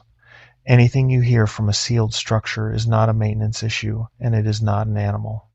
It has been in that structure long enough to learn what the building sounds like from the inside, and it knows you are outside, and the sound is an invitation. Do not accept the invitation. Get in your vehicle, drive to the perimeter exit, get to a public road with traffic. Do not return to that property without law enforcement and daylight and significantly more backup than 2 guards and 2 trucks. Garrett would tell you the same thing. I know because I asked him, sitting in his hospital room on day 9, whether he thought about what would have happened if he hadn't dropped his flashlight and I hadn't had mine, whether the thing would have moved faster in the dark before we ever heard the sound from the building. He thought about it for a while, and then he said he had stopped asking questions that didn't have answers he could use. That is the wisest thing I have heard anyone say about any of this. I am trying to learn from it. Story 4, Inland Valley Plaza, San Bernardino, CA. It had his face. It had his voice. But when it turned toward the emergency light, its jaw opened about 3 inches too wide, and it was still smiling. I need you to understand what I mean when I say it had his face. I do not mean a resemblance. I do not mean it was wearing a mask, or that in the dark and the stress of the situation I confused one person for another. I mean that every feature of the face I was looking at was a precise copy of the face belonging to a man I had worked alongside for 7 months, the specific shape of his nose, the scar through his left eyebrow from a dirt bike accident he had told me about on our second shift together, the way one of his front teeth sat very slightly forward of the other one. All of it. Every detail. On a body that was the wrong height and the wrong proportions and the wrong color, standing in the emergency lighting of a shuttered shopping mall corridor at 2:40 in the morning, with its jaw opened far enough that what I was seeing could not have been achieved by any arrangement of bones I understand to exist in a human face. And still smiling. The smile never broke. The jaw came down and the smile stayed, stretched across that copied face like it had been pinned there, and the combination of those two things, the too wide jaw and the unchanged smile, is the image I wake up with at 4 in the morning more often than I am going to tell you about. I'll start at the beginning. Inland Valley Plaza was a regional shopping mall in San Bernardino that had been fully operational until 2018, when the anchor tenant closures and the general retail collapse that had been coming for a decade finally arrived all at once, and the property's management company filed for Chapter 11 protection. The physical structure, approximately 800,000 square feet of enclosed retail space across 2 levels, plus a food court, a 12-screen cinema, and a former department store anchor at each of the 4 compass points, was left standing under the terms of the bankruptcy proceedings while the creditor disputes worked themselves out in court. The utilities were reduced to minimum maintenance levels, the interior climate control was shut off, and Apex Commercial Security, the firm I worked for at the time, held the monitoring contract. San Bernardino is not a wealthy city. The mall had served a working-class regional population for nearly 3 decades, and in its last years of operation it had been the kind of mall that survives on discount, retail, and foot traffic rather than premium tenants. When it closed, it left a hole in the commercial fabric of that part of the city that was still empty 4 years later when I was patrolling its corridors at night. The surrounding neighborhood felt the absence. I thought about that sometimes on slow shifts, the particular quality of a building that used to be full of people and noise and then isn't, the way it holds the shape of its former function in its architecture without any of the life that gave that function meaning. Escalators going nowhere, fountain basins dry and leaf-choked, storefronts with their gates pulled and their interiors gutted, the ghost rectangles on the walls where signage used to hang. It was, in short, exactly the kind of place that produces the specific category of unease that makes sensible people take day jobs. I had been working it for 7 months and had mostly made my peace with the unease. My partner at Inland Valley was a man named Philip Soto. Philip was 44, a San Bernardino native, ex-Navy, had done 8 years as a machinist after his discharge, and then a series of warehouse and logistics jobs before landing in private security in his late 30s. He was a compact, methodical man with a dry sense of humor that revealed itself slowly. He would say something that registered as a plain statement of fact, and then 3 seconds later you would realize it had been a joke. And by the time you left, he was already moving on to the next thing. He had a daughter in middle school who he coached youth soccer for on Saturday mornings, which meant our Friday overnight shifts ended with him going directly from the site to a soccer field in Fontana, still in his uniform, thermos in hand. He never complained about this. He seemed to find it a completely reasonable way to structure a Friday. We had a good working rhythm. Inland Valley's patrol structure was straightforward. The mall had a central corridor running east-west from anchor to anchor, a cross corridor running north-south, and a ring corridor connecting all 4 anchor spaces in a rough rectangle. The food court occupied the central intersection. 2 guards who cover the full interior circuit in about 35 minutes at a walking pace, and the standard rotation was 1 circuit together, 1 circuit split. Philip taking the north ring and east anchor, me taking the south ring and west anchor, and so on through the shift. We had 16 interior cameras plus 8 exterior parking lot cameras feeding to a monitor station we had set up in what had been the mall's management office suite near the north entrance. The interior of a large enclosed mall at night, with no climate control and no active lighting beyond the emergency exit system, is a particular kind of environment that does not resemble any other environment I have worked in. I want to describe it carefully because it matters for understanding how certain things can go unnoticed for longer than they should. The emergency lighting red house fixtures mounted at regular intervals along the corridor ceilings, activated by the loss of main power, throws a flat, directionless red-orange light that eliminates shadow rather than creating it, turning every corridor into the same washed-out monotone. Depth perception becomes unreliable. Distances are hard to judge.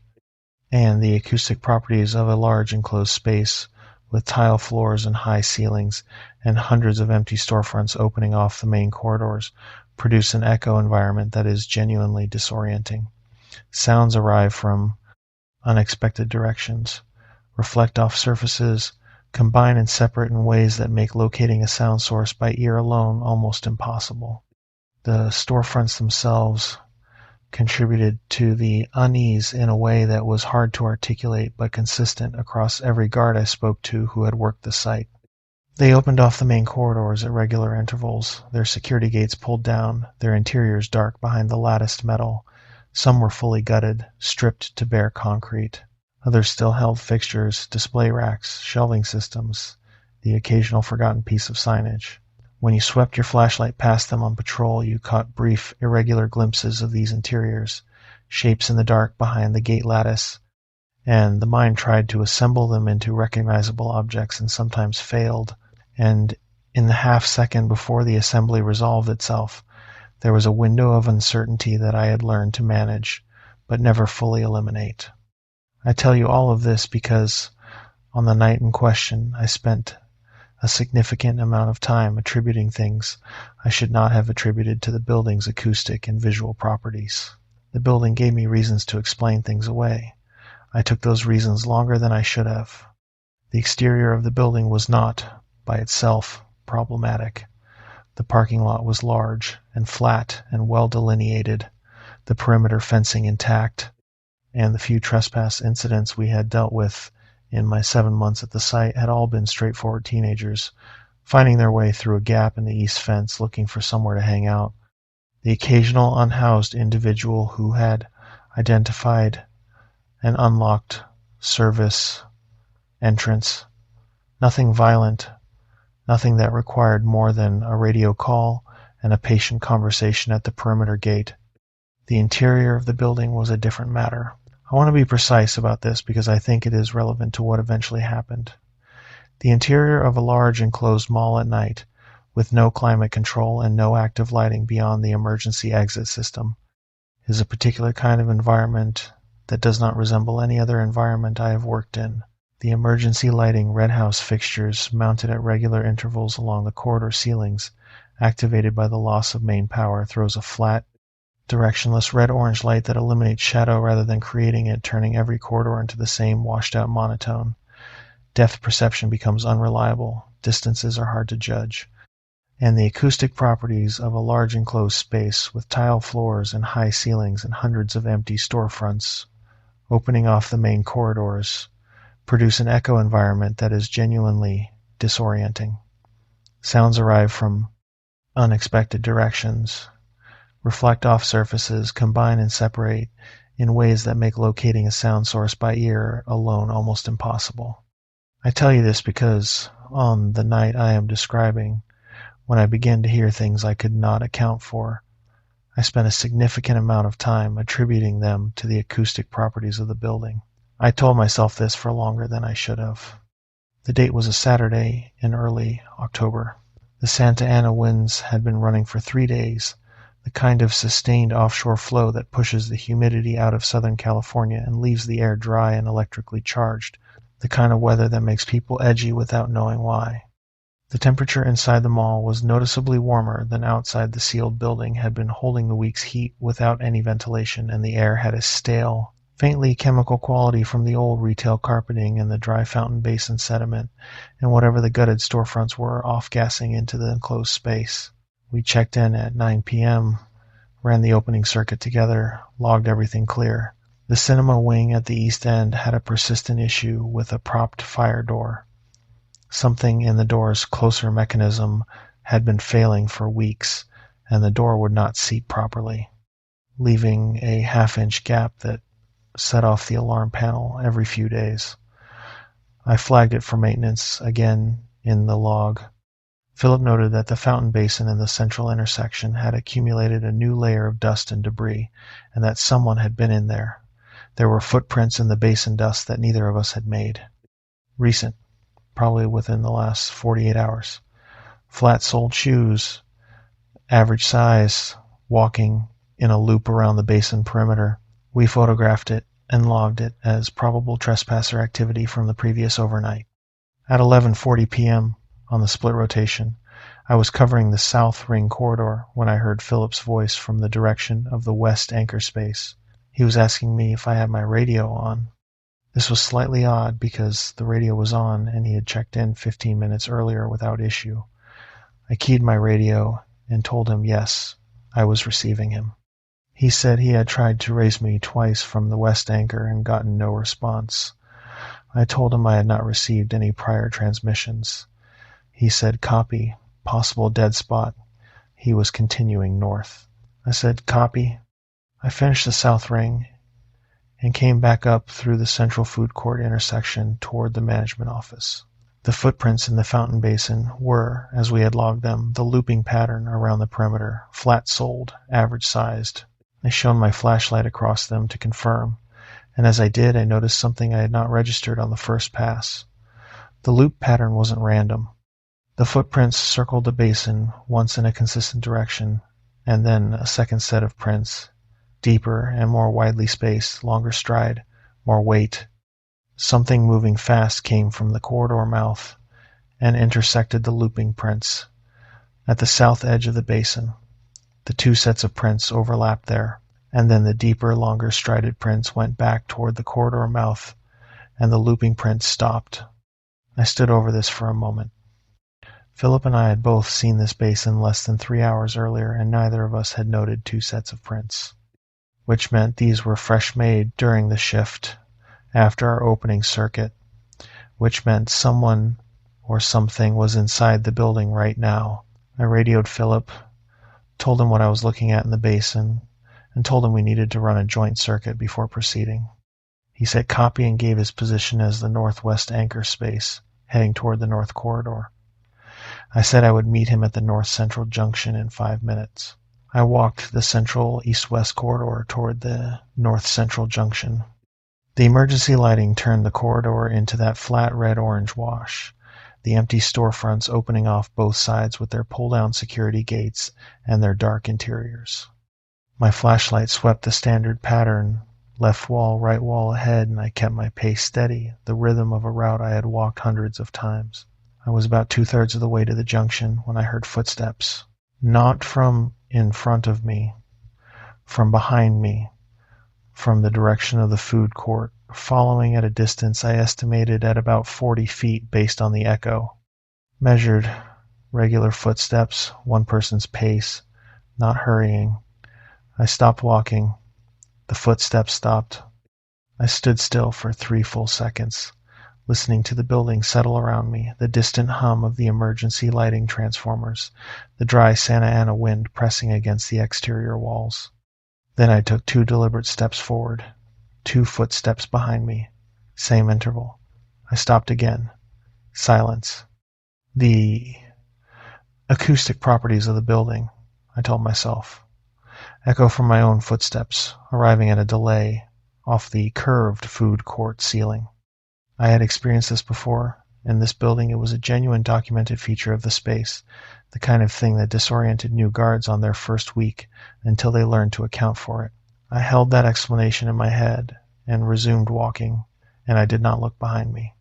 I have thought about that decision many times. The instinct said, look. The rational explanation said, don't. I chose the rational explanation, and I kept moving, and I arrived at the junction without incident, which felt like confirmation that the rational explanation had been correct. I understand now that arriving at the junction without incident was not confirmation. It was the building, or what was in the building, simply not being ready yet. Philip was at the junction when I arrived, coming down the north corridor from the west anchor.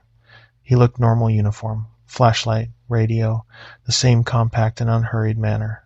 He asked what I had found in the basin. I described the 2 sets of prints, the looping pattern and the intersecting, longer strided set that had not been there on our opening circuit. He listened without interrupting, and then he said, with the specific measured calm of a man who has processed something and arrived at a practical response, that we should run the full circuit together and then contact dispatch about requesting an additional unit. I agreed. He said it with his usual directness, and that quality of calm steadied me, the way his calm always steadied me on difficult nights. We started the circuit, moving east along the North Ring corridor, Philip slightly ahead of me, his flashlight sweeping in the standard pattern. The corridor was clear. We passed the east anchor entrance, checked the Cineplex wing. The propped fire door was still gapped, which was not new, and turned south on the east ring. The east ring corridor felt different. I noticed it before I could name it, a change in the air, slightly cooler than it should have been given the thermal properties of the exterior wall on that side, and underneath the building's baseline smell of old carpet and dry concrete, something else. An organic note, an earthy chemical edge. The specific combination I had by that point smelled at 2 other sites without yet having any framework for what it meant. I described it to Philip. He stopped his sweep, stood still, and said he had it too. He asked if I thought it was a gas issue. I told him no, a gas leak has a very specific profile, sulfurous and mechanical, and this was neither. He said, "Copy," and we continued south and turned west onto the south ring and completed the loop back to the food court, and neither of us said what we were both thinking, which was that the smell had not been present on any previous patrol of that corridor, and that its presence now was a fact with a cause. We came back into the food court from the south corridor mouth, and as we did, Philip's radio crackled. A voice came over the channel. It was my voice, or something very close to my voice, running a standard check-in unit designation, position, all clear.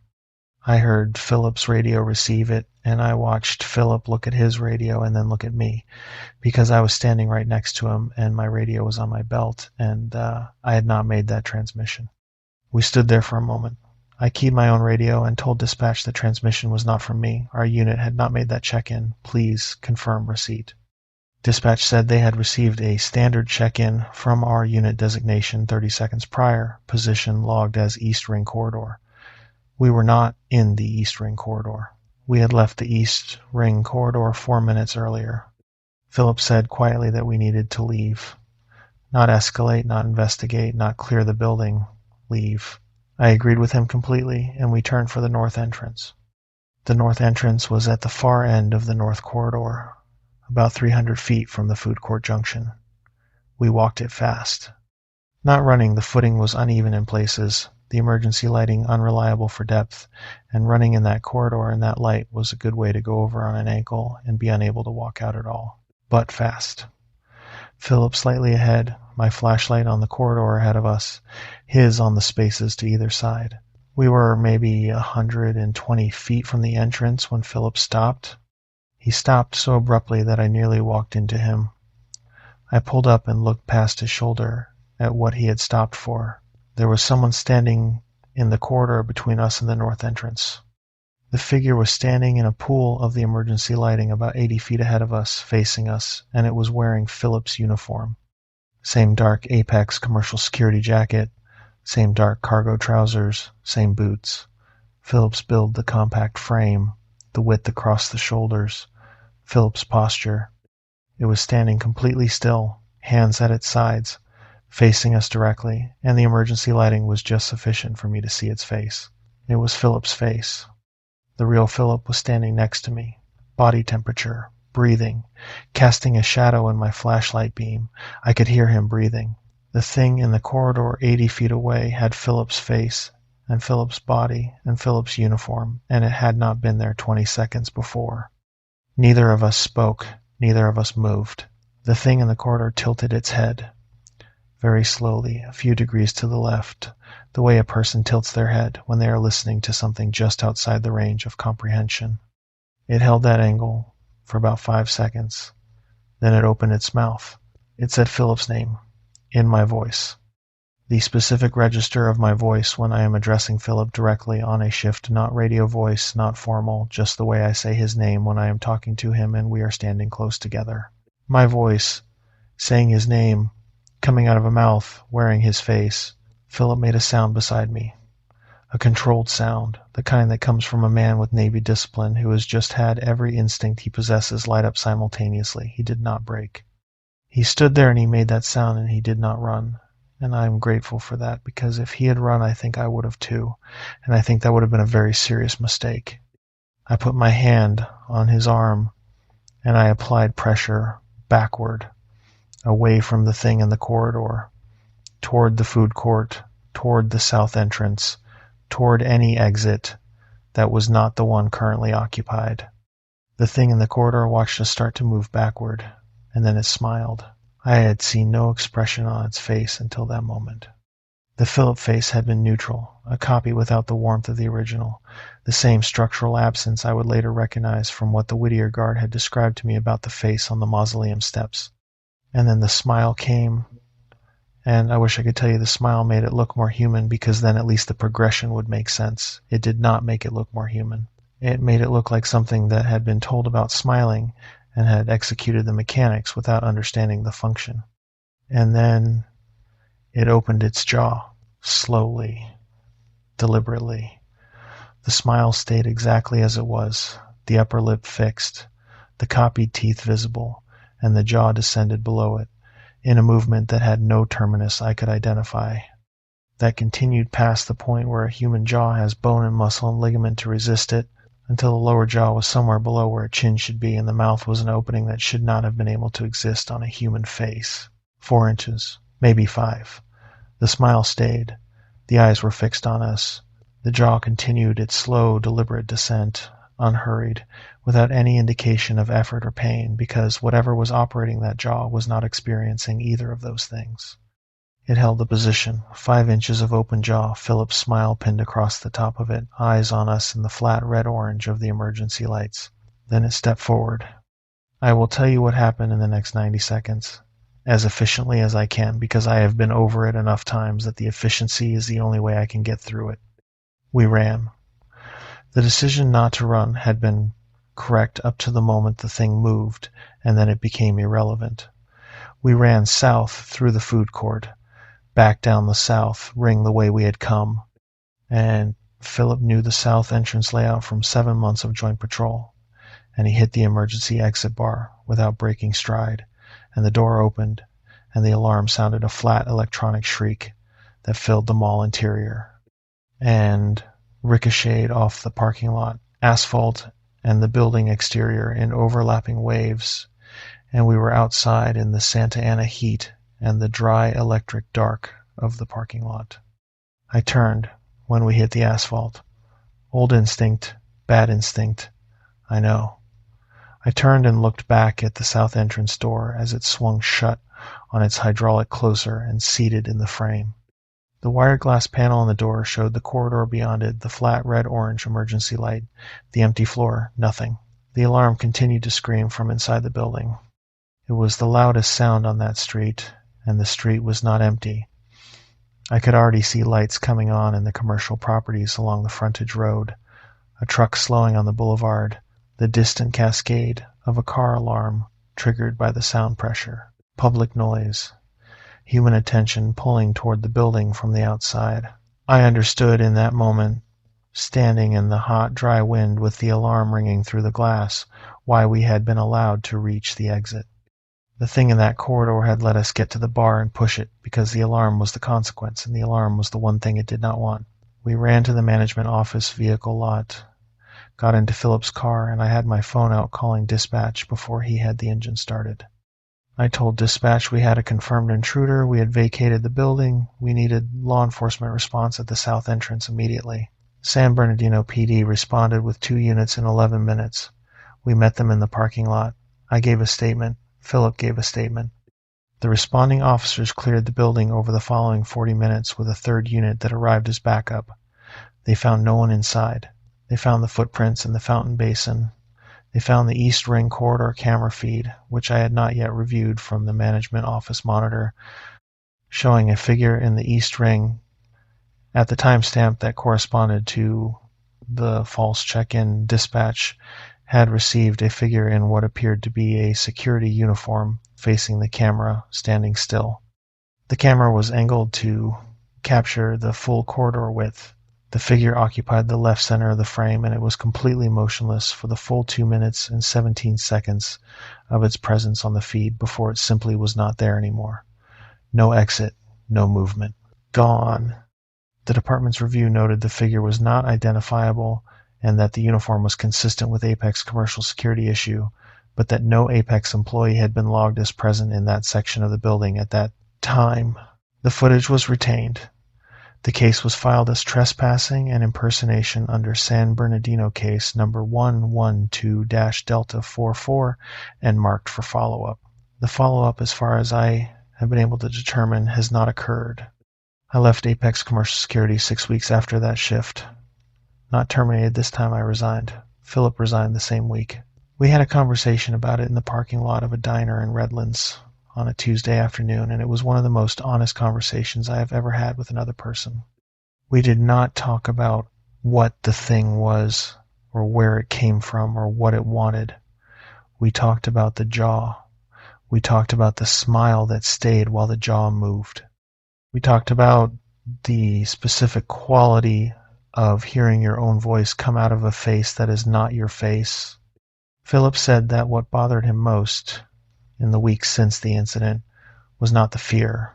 The fear made sense, and he understood fear, and he had dealt with fear before. What bothered him was the smile. He said he had been thinking about it from the angle of mimicry, that the thing had been observing us long enough to copy Philip's physical appearance, to copy my voice, to know our patrol timing and our radio protocol, and that smiling was part of that copy. It had seen humans smile. It had included smiling in its copy of Philip, but it had executed the smile without the context that gives a smile meaning, in the same way you could copy the structure of a sentence in a language you don't speak without understanding what the sentence says. The smile was technically accurate and completely empty. He said that was the part he kept coming back to, that it had learned what we look like when we're not afraid, and that it had worn that face. I have thought about that framing many times since. I think Philip is right.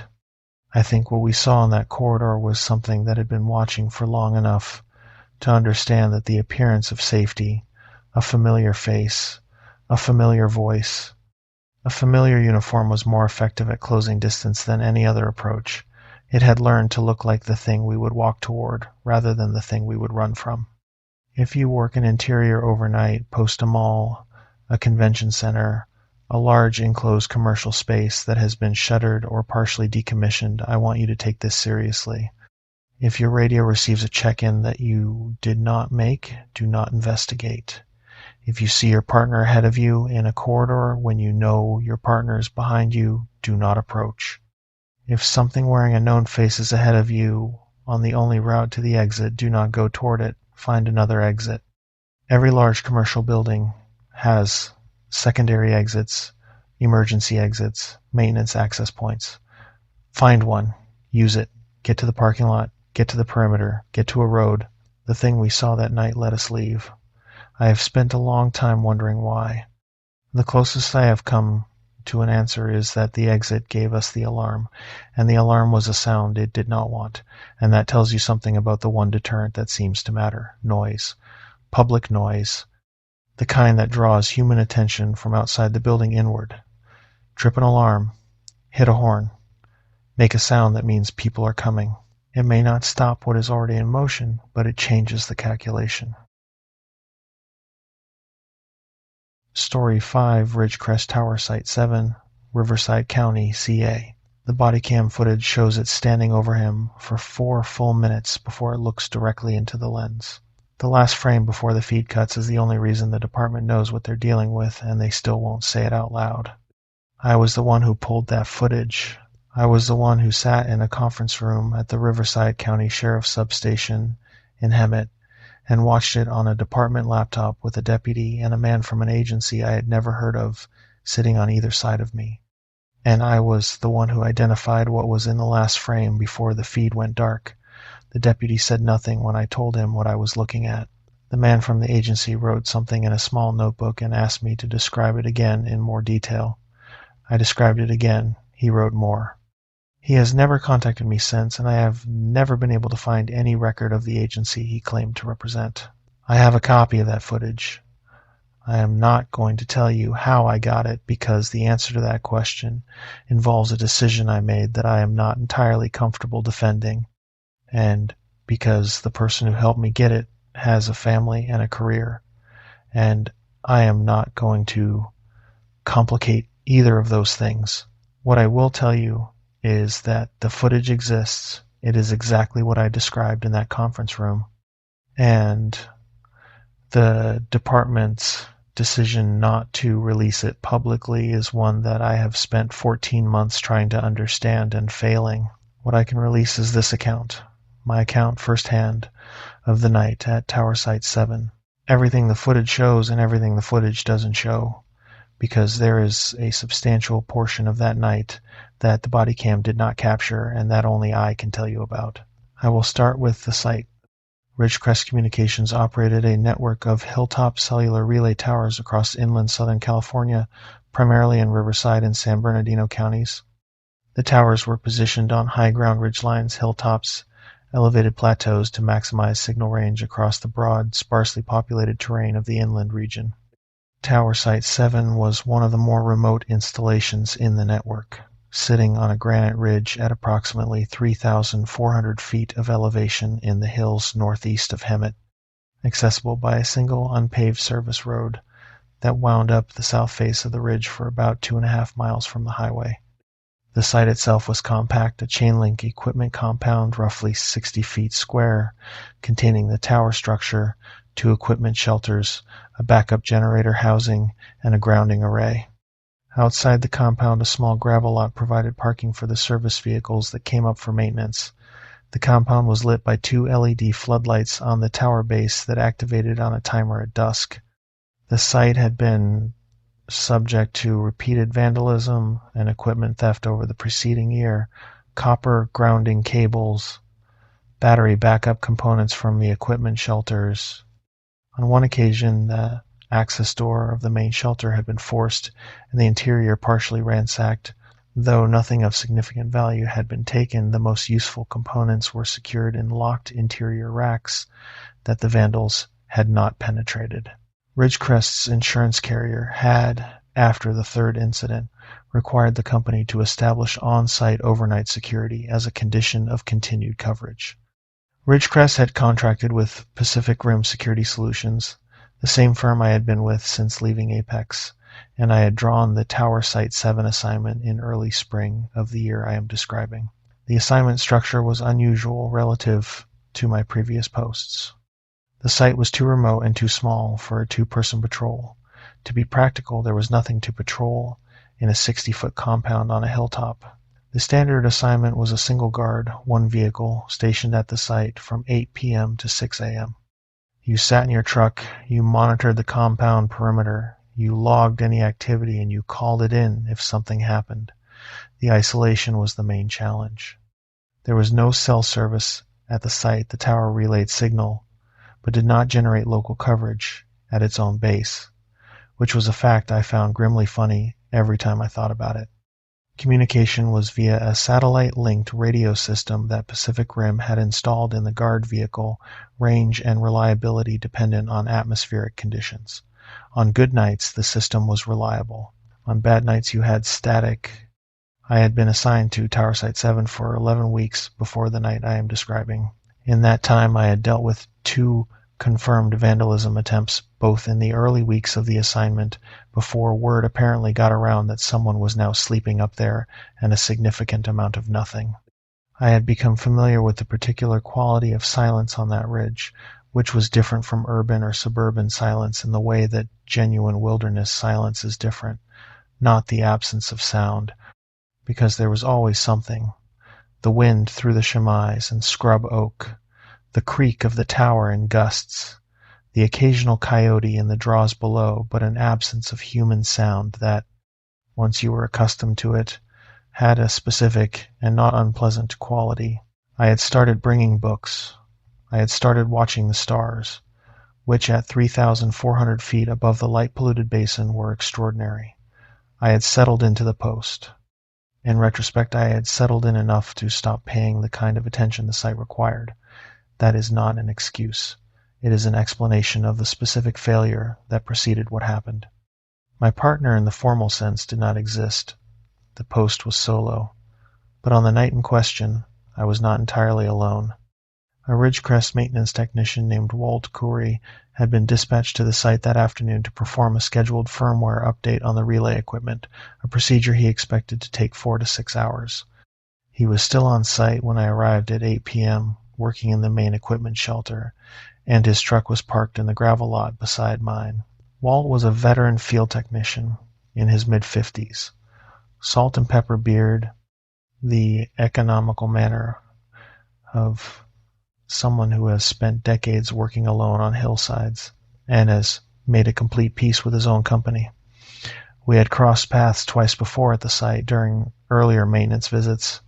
He was a man of few words, and all of them were practical. He told me he expected to be done by midnight and gone shortly after, and that I should not let him distract me from my work. I told him I wouldn't. We each went about our business. Between 8 and 11 p.m., nothing happened. I sat in my truck with the window down and the radio on low and watched the compound. The LED floods lit the chain link in the equipment shelters and the tower base in hard white light. The wind was present but moderate, coming from the northwest. The temperature had dropped to the low 50s, cold enough at elevation that I had my jacket on, but not cold enough to close the window. Walt's work light was visible through the shelter door when he had it propped open, going dark when he pulled it shut, a rhythm that told me where he was and what he was doing as reliably as a check-in call. At 11:17 p.m., Walt knocked on my window and told me he was finishing up and would be heading out in about 20 minutes. I said I would note his departure in the log. He nodded and went back to the shelter. At 11:41 p.m., his work light went out and the shelter door closed. I logged it as end of maintenance activity and prepared to note his departure. I watched the shelter. No one came out. I gave it 5 minutes, then 10. At 11:53 p.m., I got out of my truck and crossed the compound to the main shelter and knocked on the door.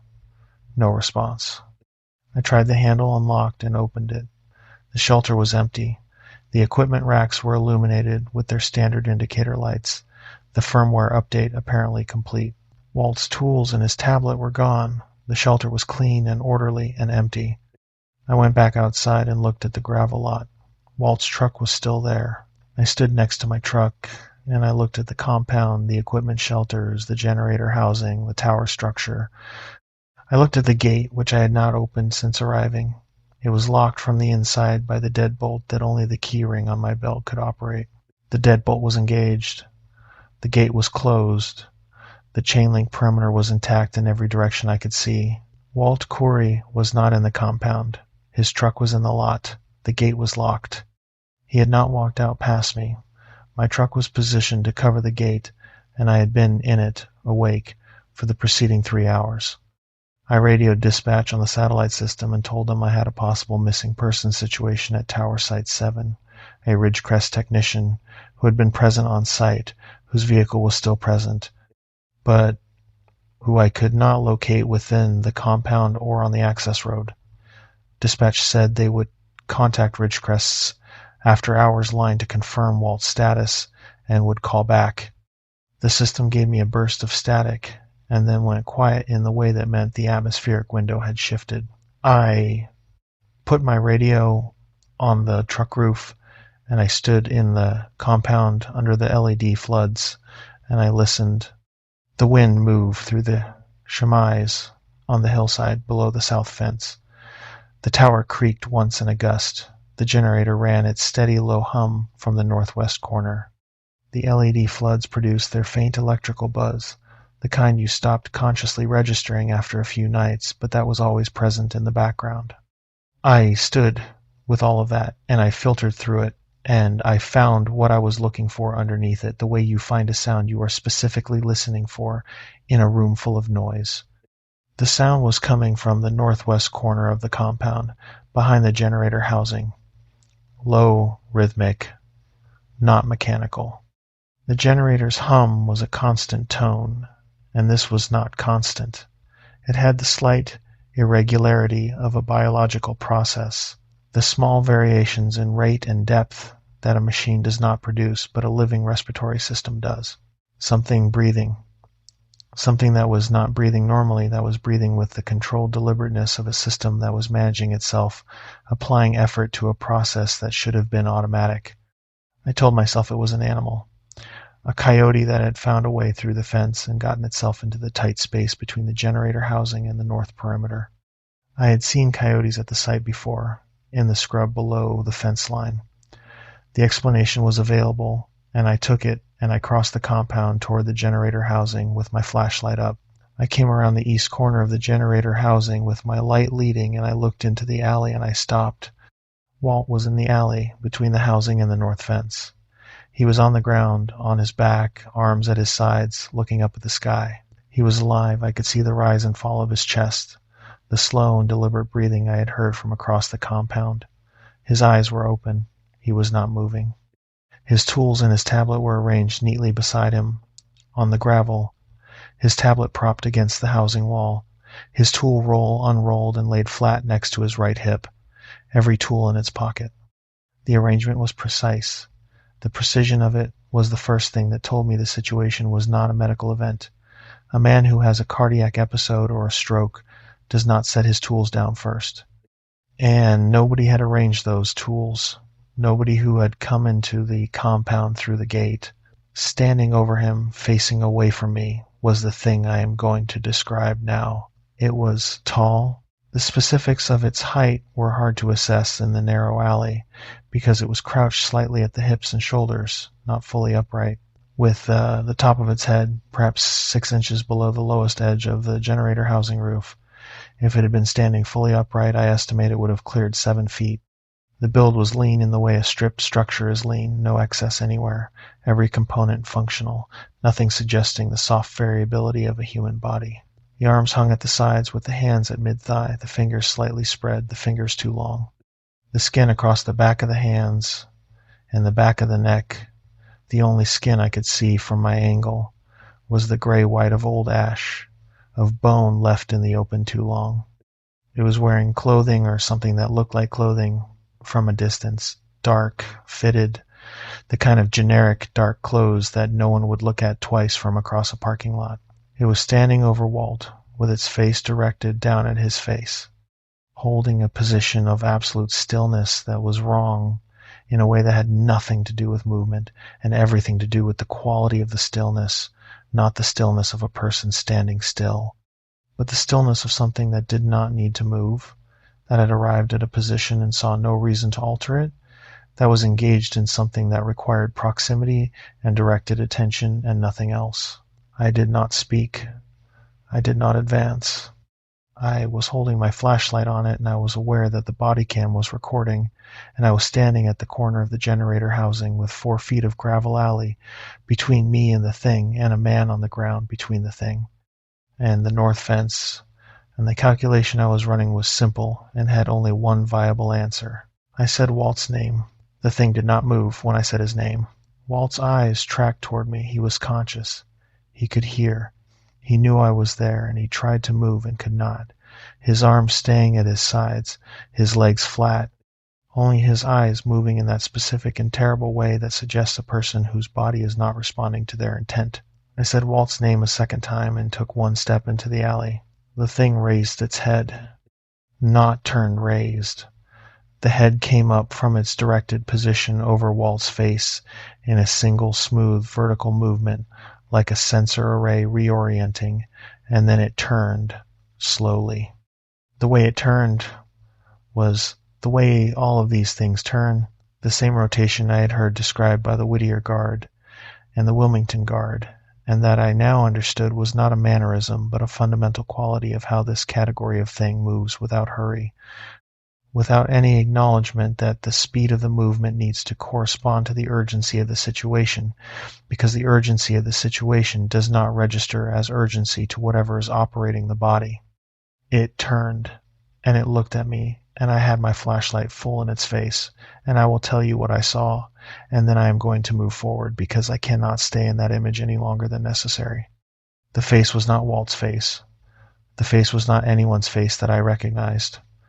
It was a face in the sense that the components were present and arranged in the approximate correct positions, but the arrangement had been arrived at through a process that was not genetics and not growth and not any natural process that produces a human face. And the result was something that the eye processed as almost right and the body processed as catastrophically wrong. The proportions were fractionally off in every dimension simultaneously, the distance between the eyes slightly too wide, the bridge of the nose slightly too long, the mouth sitting a half inch too low on the jaw. None of these errors were large enough to identify individually in a fast look. The cumulative effect of all of them together was what produced the response in my body, the full system alarm that bypassed reasoning and went straight to the oldest part of the brain, the part that has been cataloging what a human face is supposed to look like for as long as human faces have existed, and that recognizes, without hesitation, when what it is looking at is a copy rather than an original. The eyes caught my flashlight beam and threw it back with the yellow-white animal reflection that I had read about in the Pacific Rim briefing document, the one I was not supposed to have seen but had, the one that described prior incidents in the inland Southern California corridor, in language so carefully neutral. It had made the hair on my arms stand up when I read it in a break room in Moreno Valley on a Tuesday afternoon. In the direct beam, the pupils were wrong. Not round, not the vertical slit of a predator. Irregular, with edges that seemed to shift slightly between the moments I was looking directly at them, as though the shape of the pupil had not been finalized, as though whatever generated that face had not bothered to lock down that particular parameter, because it was not one that mattered for the function the face was meant to serve. It looked at me for 1 second. Then it looked at the body cam on my jacket. Then it looked at me again. The distinction between those two looks was visible and clear and deliberate.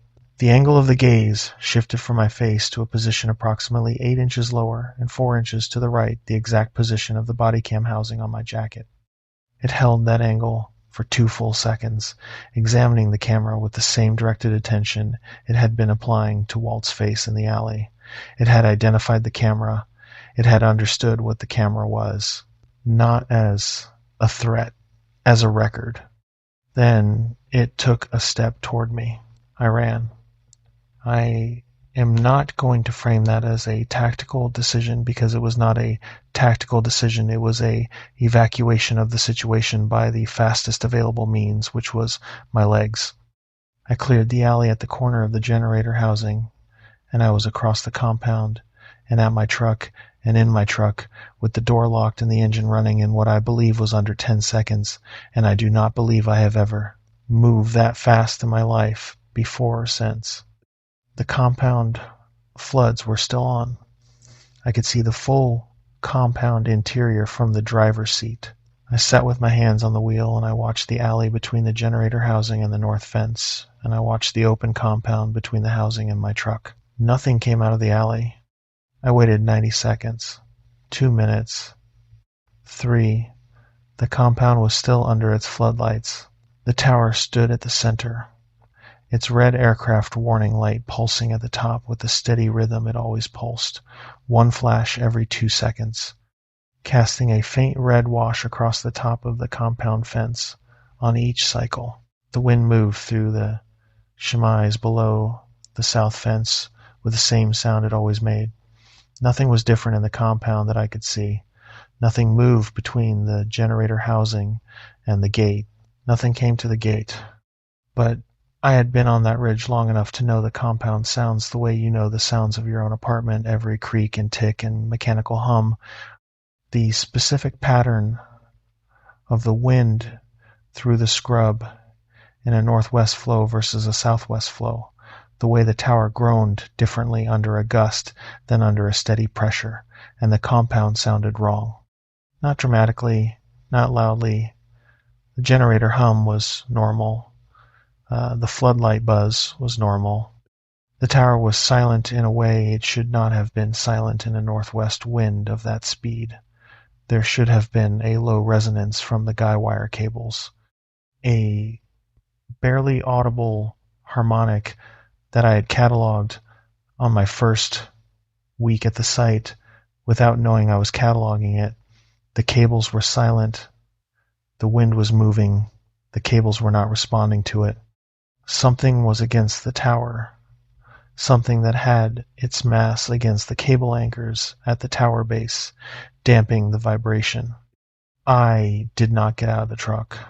I sat in the truck with the engine running and the doors locked, and I watched the tower base in the floodlight, and I watched the cable anchors, and I did not see anything because the tower base was in the slight shadow thrown by the equipment shelter to the east, and the shadow was deep enough, and the floodlights were angled at the perimeter rather than the tower center, and whatever was there was in exactly the right position to be in exactly the wrong light. The guy wire cables resumed their harmonic 17 minutes before the sheriff's vehicles came up the service road. The resonance came back into them gradually, the way tension returns to something that has been pressed against, slowly at first, then fully. The quiet hum of cables under load resuming as though it had never been interrupted. The compound sounded normal again. The tower sounded normal, and whatever had been against those anchors was gone. At 2:14 a.m., my satellite radio crackled back to life as the atmospheric window reopened and dispatch came through with a voice that had the careful, controlled quality of someone relaying information they were uncertain about. They said Ridgecrest's after-hours line had confirmed Walt Corey was assigned to Tower Site 7 and had not checked in as departed, and that his supervisor was trying to reach him on his cell phone without success. I told dispatch that I had located Walt in the compound, that he was on the ground behind the generator housing, that he appeared conscious but unable to move, and that I had observed a second individual on site of unknown identity who was no longer visible to me and whose presence I could not account for. I told them I needed law enforcement and medical response at the site immediately. Dispatch acknowledged. I gave them the service road coordinates from the site documentation in my glove box. I stayed in the truck with the engine running and the doors locked and the floods showing me every inch of that compound. Walt was in my sight line from the truck.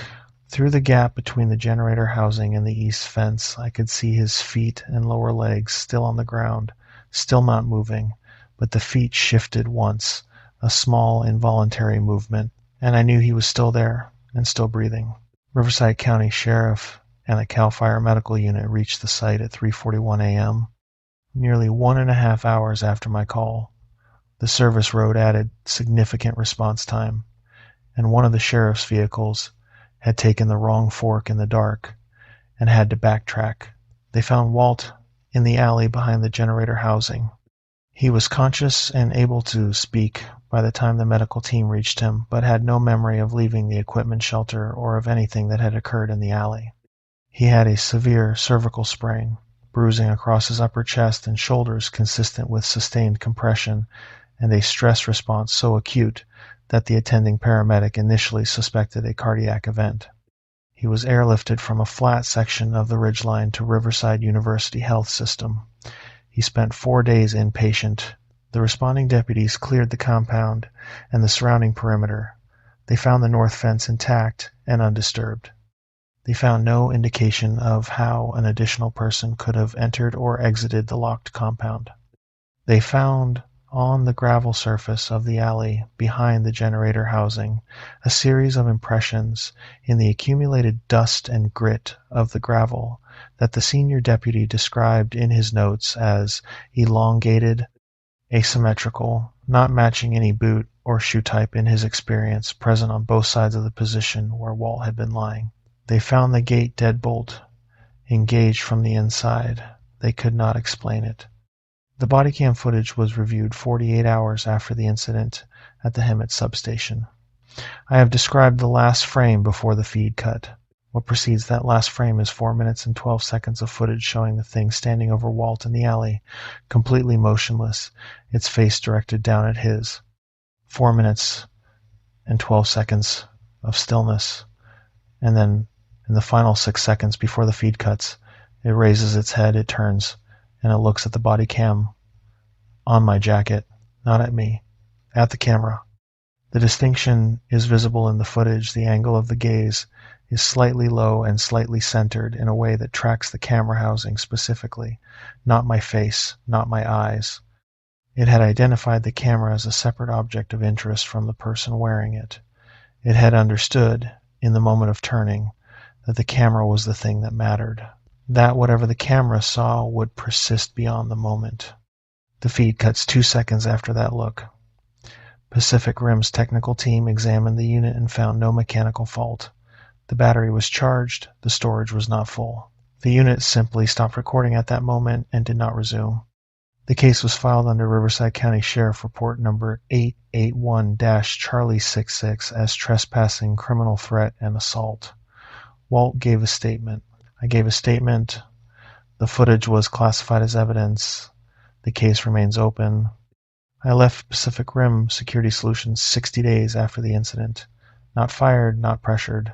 I submitted my resignation on a Wednesday morning and drove home and sat in my kitchen and drank 3 cups of coffee and looked out the window of my neighborhood at the flat suburban streets and the palm trees and the neighbors walking their dogs in the morning light, and I felt something that took me a while to name.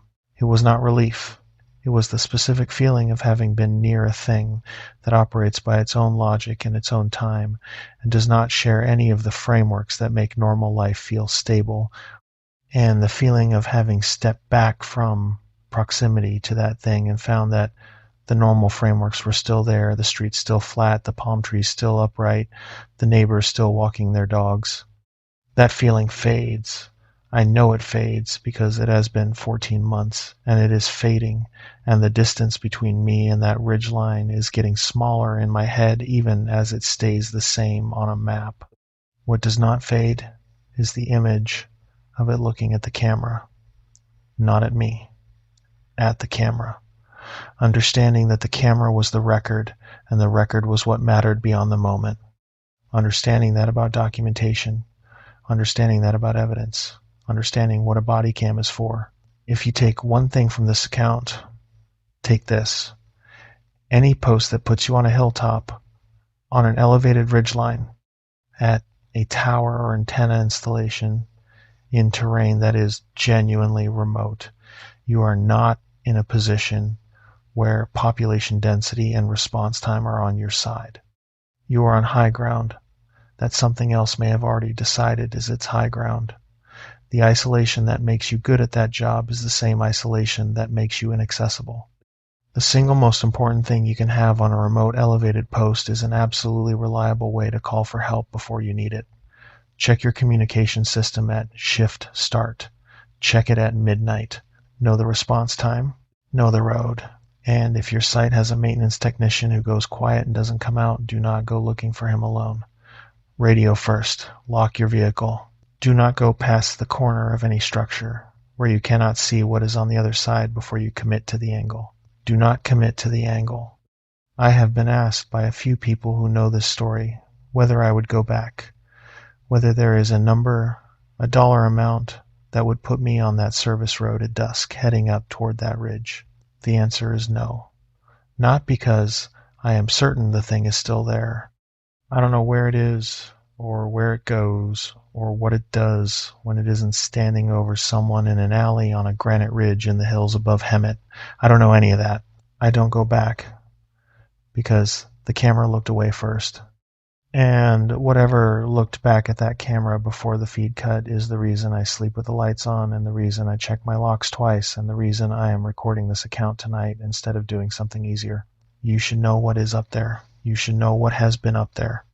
And if you've worked a remote hilltop post anywhere in inland Southern California, and something happened on a shift that you have spent months trying to explain away, leave it below. I will read every one. Be careful out there tonight. I mean that in the most literal sense I have ever meant anything.